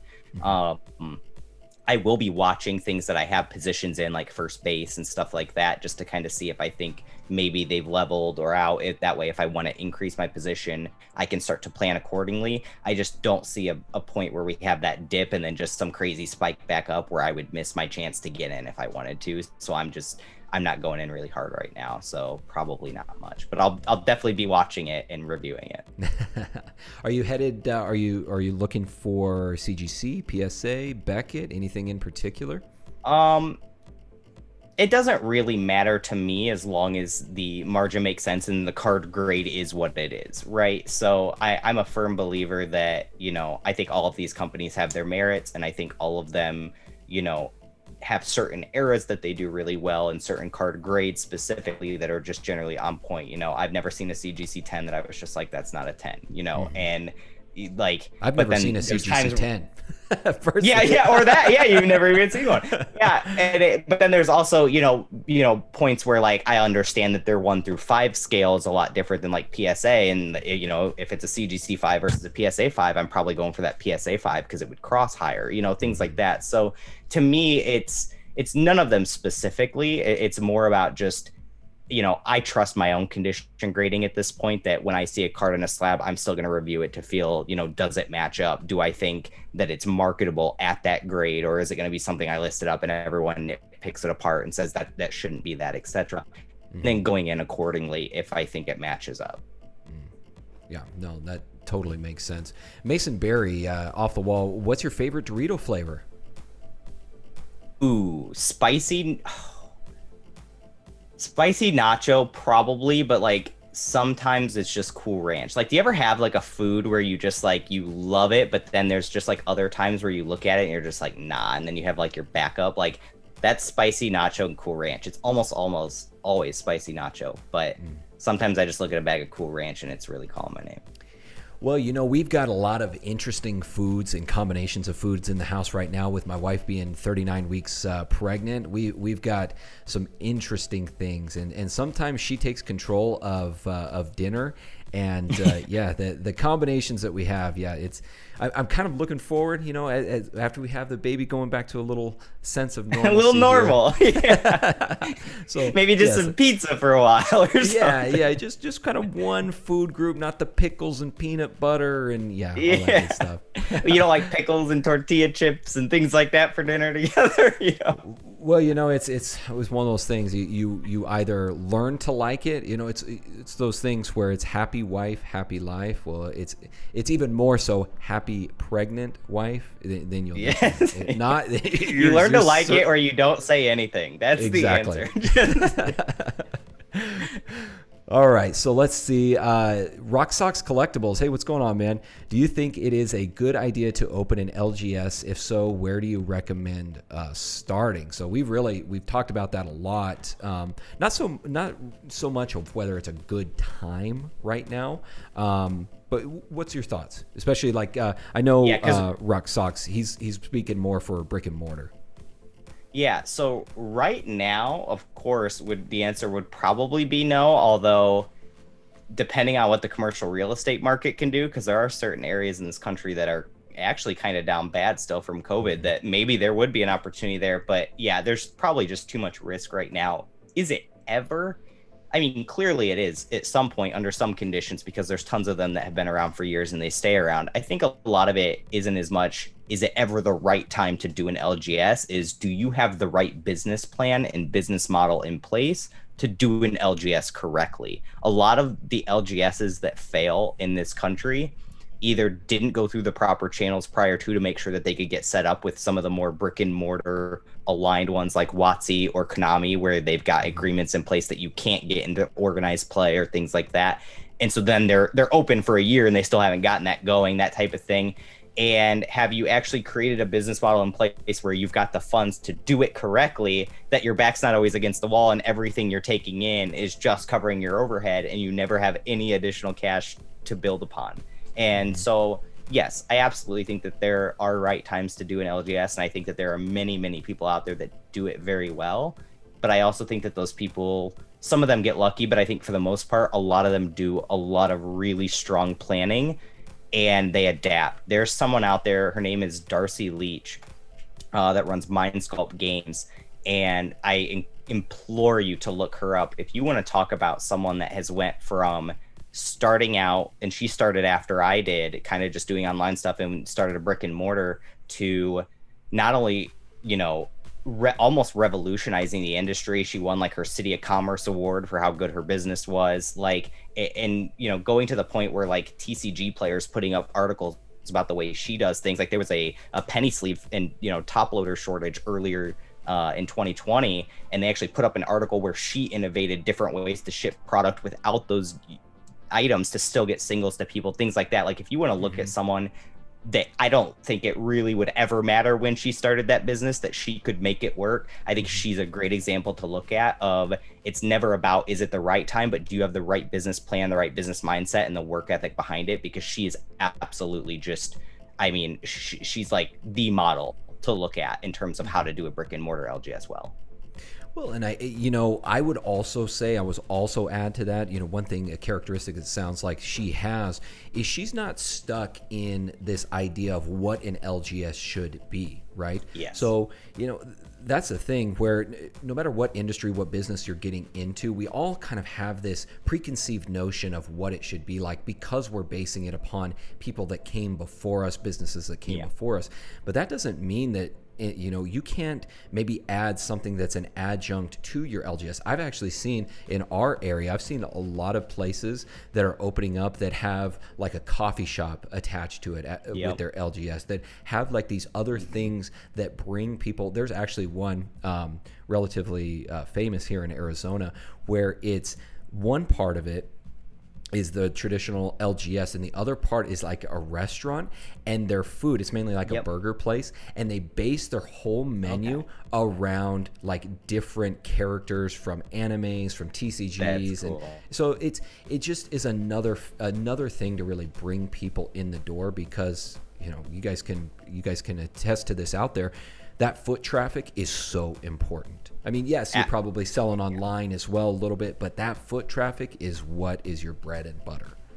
Absolutely. And if GameStop has showed us anything, it's that sometimes just using the same model into perpetuity is not the recipe for success, and that over time you have to adapt to how your consumers adapt to spending their money. And as you make that adaptation, that is what will determine, whether your business lives or dies. I think if you look at the most successful stores and businesses like TCG Player and Troll and Toad in these bigger stores, look at how they have adapted over the last 10 years into the different trends in the different markets and the way consumers shop, and you'll find that a lot of them still being around today is not luck. Yeah, exactly. So a lot of good stuff there, Rock Socks, a lot of good things to ponder. Again, what was the name of that the lady that you were speaking about that he can check out? Darcy Leach. I think that'd be a great Mindsculpt Games is the store name. Okay, perfect. Pokey Dog, hey, thank you so much for that super chat, my friend. Hey, Squeaks and Nav, for someone just starting out a few months ago, what's a good first 3 steps in terms of setting yourself up? Now, I think that Pokey Dog is speaking more specifically maybe towards content creation. I know him personally, and I know he just started his channel a few months ago, so I think that's what he's getting towards, is more from the YouTube and content creation standpoint. So just three tips that you might recommend. Create some kind of a build out of what your goal with your channel is, whether that's to educate or entertain. I think that people try to do so much of everything instead of narrowing in on, one thing, like here it looks like a lot of what is on, this channel is education, informing the consumer how to make smarter purchases, do better in the community and grow in the community.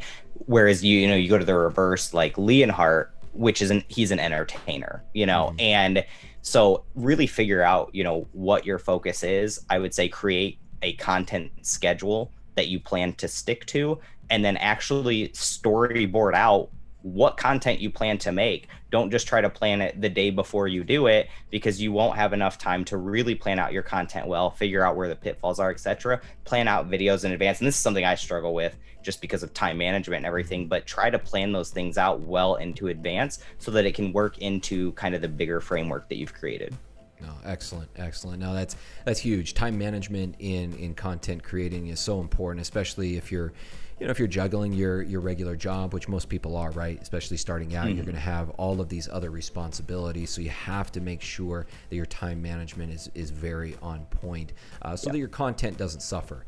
Because especially when you're starting out, that's your bedrock, right? That's your foundation that you're laying for things to come. And you want to make sure that first, you always want to make sure that your content is good, but what the thing that's attracting people, that's ultimately what's building your brand and your image. Yeah.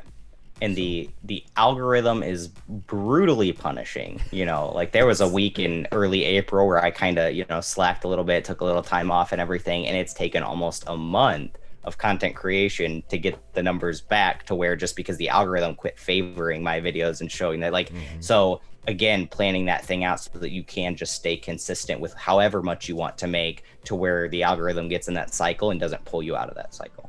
For sure. No, the all-powerful algorithm. Yes. Always have to feed it, and feed it well. Misfit Card Shop, do you think baked beans is a good investment? I don't know much about the baked beans market, unfortunately. Please fill me in on baked beans, because I only know it from the actual food that comes in the That's can. what I thought. That's what I thought it was referring to as well. So I don't. Is there a game, baked beans? If there is, I'm not aware of it. So yeah, I don't eat baked beans, so I'm, unfortunately, for that one, I'm out. Well, for any potential food shortages out there, I would say that baked beans probably a very good thing to hold on to. Let's say that's Twinkies. a good long-term investment there. Yeah, 5 to 10 years at least. Yeah. Ryo says, do you think the prices of some Japanese promos are justified when the exact same card exists in English? It all depends on the release. So if I had to guess, if you were like just spitballing which one you're talking about, I would guess Hyper Charizard, specifically because it was a high-end lottery, or not a lottery promo in Japan, but a tournament promo, as opposed to here it just got slotted into Champion's Path. That's the first one that comes to my mind. And that one I would say absolutely, right? That release makes sense, because if you are a Japanese collector, or you're just a Charizard collector and want to get one of each, it's still going to be incredibly hard for you to obtain that card, and then even harder in the appropriate grade or whatever, that there were only X amount of copies released. To me, that makes sense. The same with, like, if you went farther back to like the play promo Espeon and Umbreon comparative to the English ones that even today are still being opened up, I think that absolutely some of them can. Does that mean that all of them are? Absolutely not. I just think it's a case-by-case basis.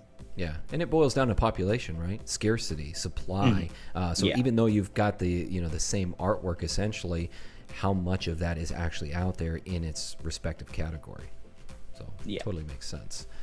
Let's see. Let's see if there's any other questions.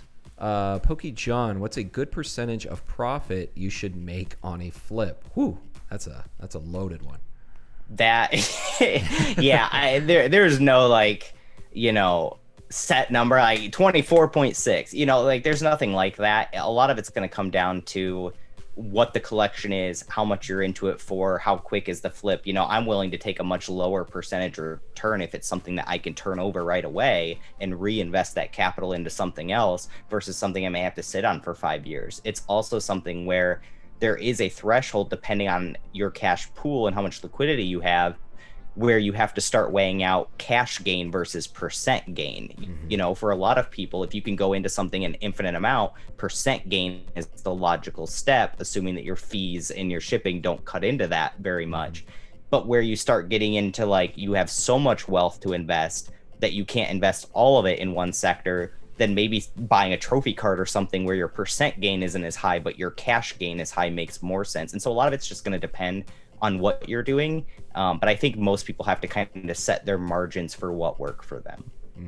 I love that you distinguish between the two, because it's going to be it's going to be determined by where you are and really what you're looking for. And really, like you said, your financial situation. There's other people that, on that various economic scale, where their focus is going to be probably on one or the other based upon that. Let's see. PDR, what are your thoughts on the Pokemon break cards? Oh, so I actually like the breaks. I think they're unique, but I also really loved the legend pieces of old. So I think the breaks in the XY era were a really interesting thing that Pokemon tried to do. It was almost like a meet halfway of the legend pieces. I think they recognized that back with legend pieces specifically, or I say this and maybe they've flubbed again, but it used to feel really bad to pull a Lugia legend top where it's just the tail of Lugia and there's nothing else on the card.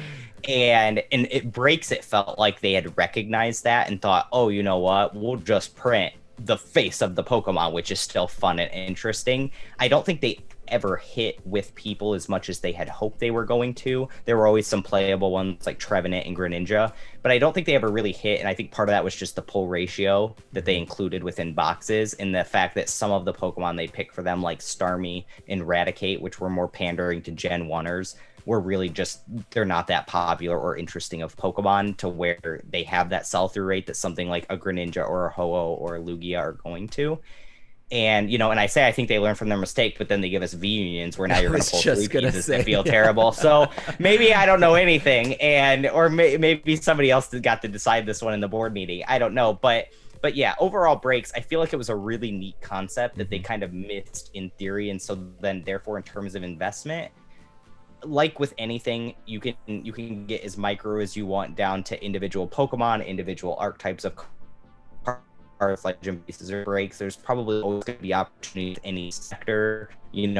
I would say like level X's, for example, historically are relatively unpopular in the hobby, but Pokemon like Leafeon and Glaceon level X are still going to perform because they're evolutions. So I think that breaks, certain ones will probably have their day, but across the board for the most part, I'm not a huge fan. Yeah, no, I totally agree. Love the legend cards though, and I'm very happy to see that Mewtwo was included in the V-Union cards. Favorite Pokemon for anybody that doesn't know. So, but yeah, like you said, the legend cards, you were always disappointed. You got the tail Lugia, if you can never find the actual head. Now, let's just go ahead and double the difficulty in trying to acquire everything. Exactly. And they're releasing them in decks, so you'll get them all, but I'm sure they're gonna put them in sets as well, and then it's gonna be I saw people making the joke oh, I pulled Greninja's leg, how cool is that? I'm sure that type of thing will happen. That's all part of it. See, that's going to be in the thumbnails, right? That's going to be in the thumbnails. It's going to be It's going to be Greninja's leg right in the thumbnail. Yeah, yep, exactly. Yep. And the mouth will be open too. Yes. Yeah. Oh, we got Jay Avila says, what products would you focus your attention on if you started your Pokemon business today, knowing what you know now? Whatever I could get access to that was not battle styles. No, I'm sorry.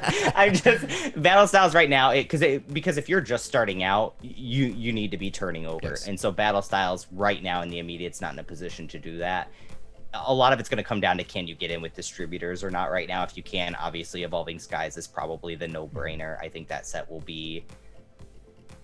I'm going to go out on a limb. I actually think that set could be more popular than our 25th set unless the 25th set just, you know, of course they can do anything, right? They could print diamond encrusted cards and everybody goes crazy, but that set construction is just looking like it's poised to hit on so many marks that I think that could be our true banger of the year. And so obviously if you can start with something like that, you know, has the callback to Roaring Skies, that isn't old, it's not so old that people don't remember that nostalgia for it, not just on the collector side, but the competitive side as well. And then you're coupling that with the evolutions, which I mean are probably only second to Pikachu and Charizard in terms of collection, where you won't get much better of a construction for a set where people are going to want to continually open it to chase. I mean, if they do the alternate art structure and hyper rare secret rare structure that they did with Chilling Reign, that creates kind of that same chase treadmill, Evolving Skies, I don't see how it doesn't go down as one of the best sets they've ever made. And so that would be where I would look to start. But if you have to look at products that already exist, that's a lot harder, because everything it feels like is, you know, I just got another email today about that I can get more Vivid Voltage boxes. And, you know, so like where everyone's starting to stonk out on Vivid Voltage, this could be the next Roaring Sky situation where it just keeps coming and eventually is something that nobody wants because they've just had so much of it. So I would just kind of try to stick with what's coming out, where there will be organic demand already created, versus trying to, you know, cater more into that inorganic demand and like fluctuating with what could or couldn't work. Yeah, no, really good points. Really good. Pat Flynn, hey, thanks for the super chat, buddy. Hey, Squeaks, if you were to design your perfect set of Pokemon and present it to Pokemon to produce, what would it include? Pokemon types, etc.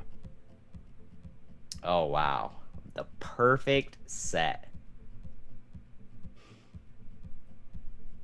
I would love to see them do a set where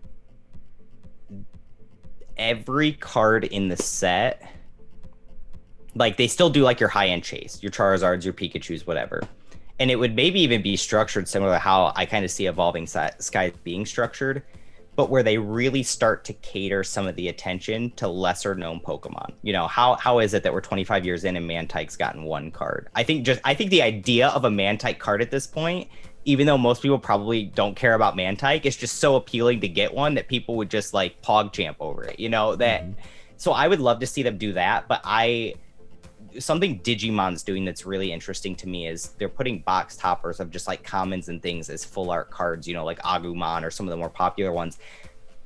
I would love to see a set where you can pull a full art Charmander, a full art Charmeleon, a full art Charizard, where every card is just completely blinged out full art. Every card in the packs are hollow. There's God packs, you know, just give me the full works, but don't do what goes against what built your hobby. Don't do your 1-of-1, don't do your on-card autos, don't, you know, stick with your core model and just start giving a little more light to the things that don't get a lot of light, and then just bling it out. And I think that is like your recipe for success, where you don't start creating a trend that really encourages you maybe to like, because if they make 1-of-1s, it would sell out, it'd be crazy, and then they would want to keep doing it because it makes tons of money, but it would probably damage the brand and the hobby long term. So don't steer in that direction. Just do what's working for you well, do more of it, and give some love to maybe some of these lesser Pokemon.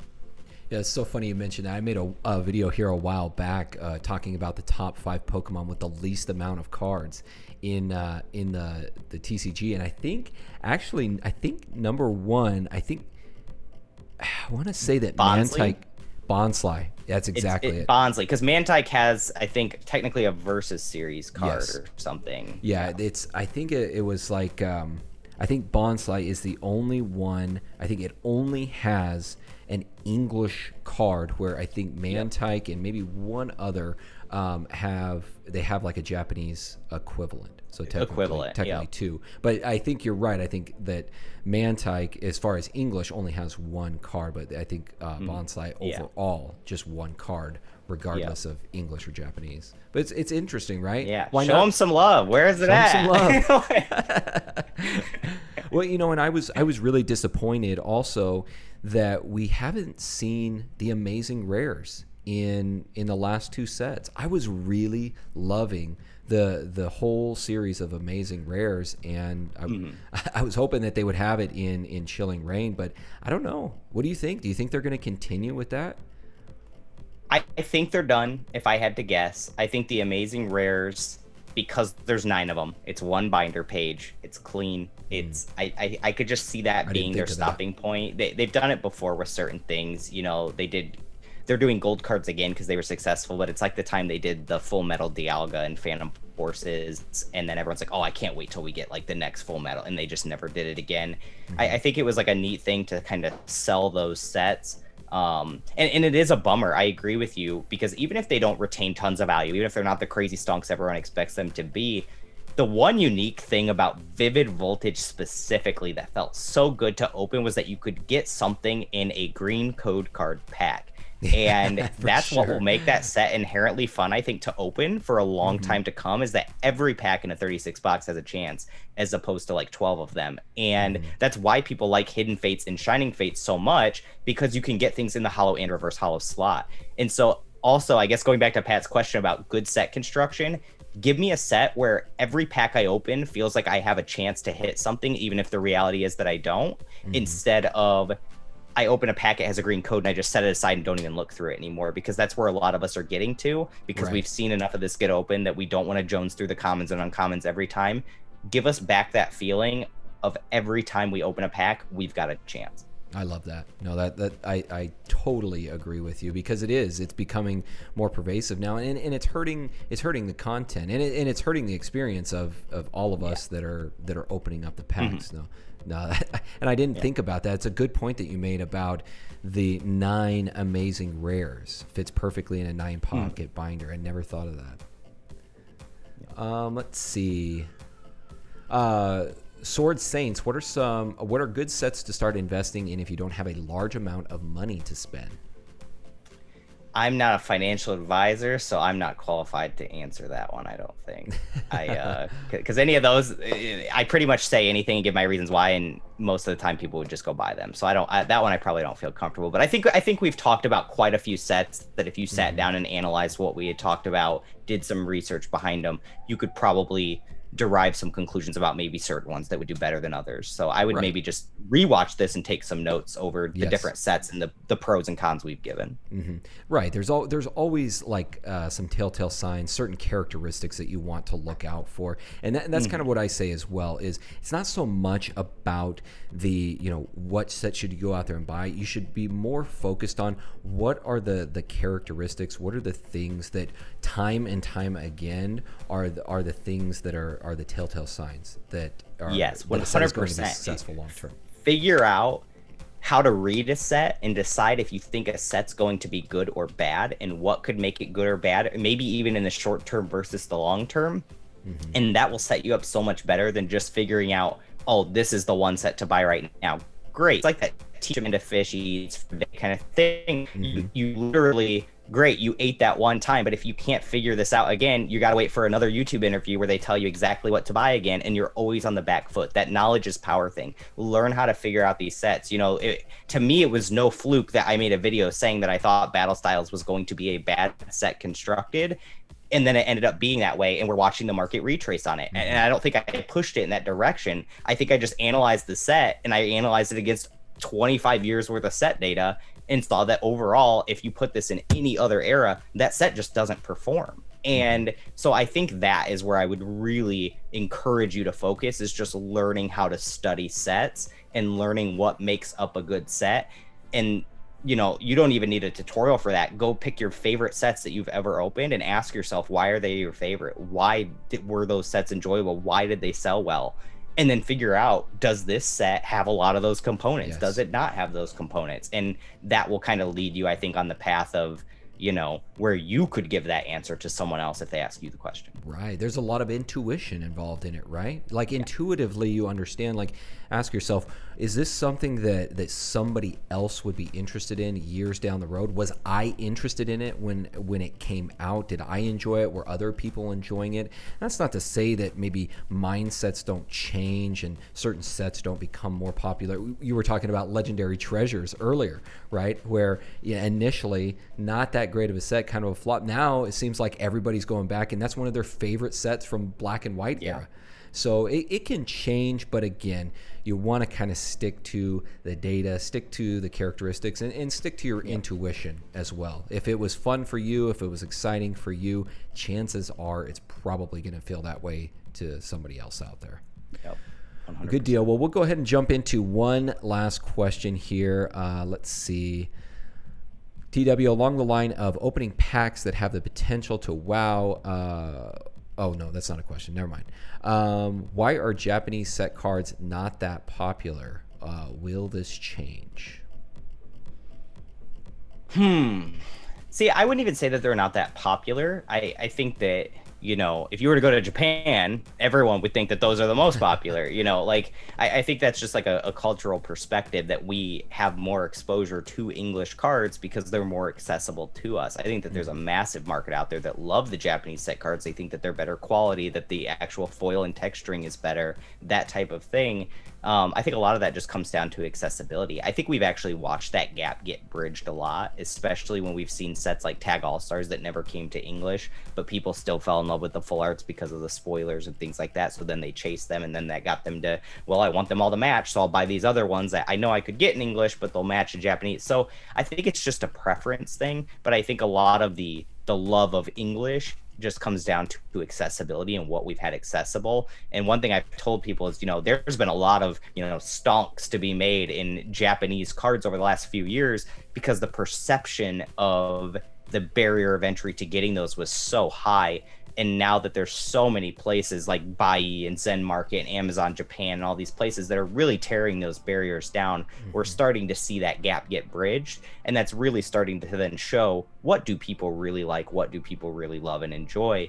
And we're starting to see that kind of pan and work itself out. So I wouldn't say that they're necessarily more popular, maybe just the English is more popular over here, but even that gap will probably close to some degree. Yeah, and it could very well close across a lot of different languages, right? We were talking about this a little earlier, where you could start to see, you know, maybe German, Spanish type of cards, maybe starting to make a resurgence as well. You're starting to see that already in the vintage markets, right? Where there is a big surge of people jumping into the foreign cards because there's less barrier to entry in there. It's not as expensive, a little more accessible, getting the exact same card just in a different language. So you're really starting to see that, and it could very well trickle over into the modern markets as well.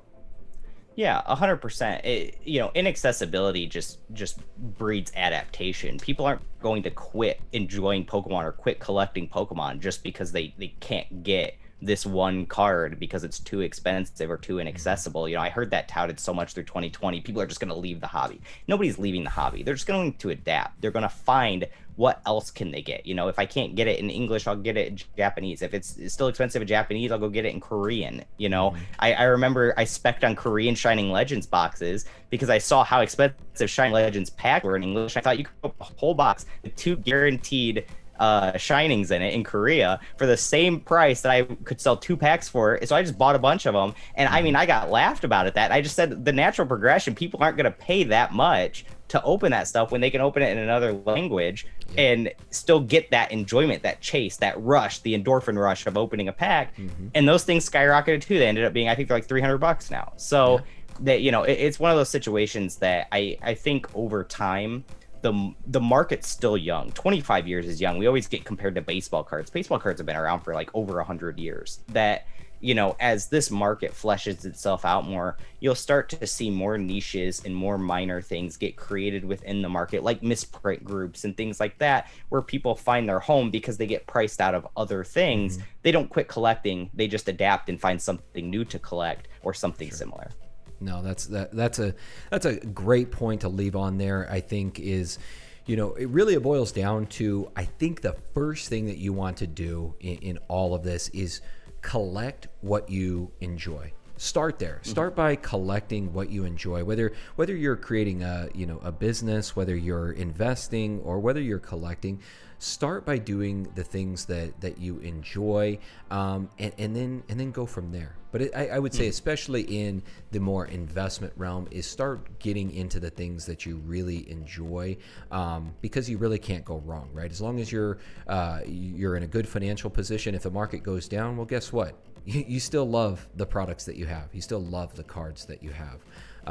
So I think that's really important. And yeah, I think we'll go ahead and leave it at that, my friend. A lot of good conversations here today. I truly appreciate you jumping on. Like I said, it's been a busy month for the both of us, and I just appreciate you taking the time. Appreciate all that you do for the community. I've loved your channel ever since I discovered it, like early last year, and just love all that you're doing. I want to turn the floor over to you once again before we sign off. Let people know of anything that you got coming down the pipeline, as well as if they want to find you, all of your social medias and all that good stuff.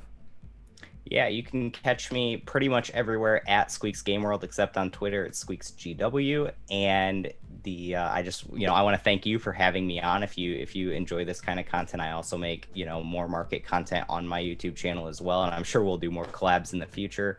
But yeah, I just appreciate the opportunity. I just like talking Pokemon, so it's always fun to kind of get different perspectives and mix it up. But I also want to congratulate you and wish you the best of luck on your new member of your family coming soon. And I'm sure we'll speak more in the future. Oh, I appreciate that, man. Thank you so much. And thank you to all of you out there as well, everybody that is watching, listening. Thank you all for joining in the live chat and this discussion. And other than that, guys, we will see you all next time right here on the Pokemon Masterclass.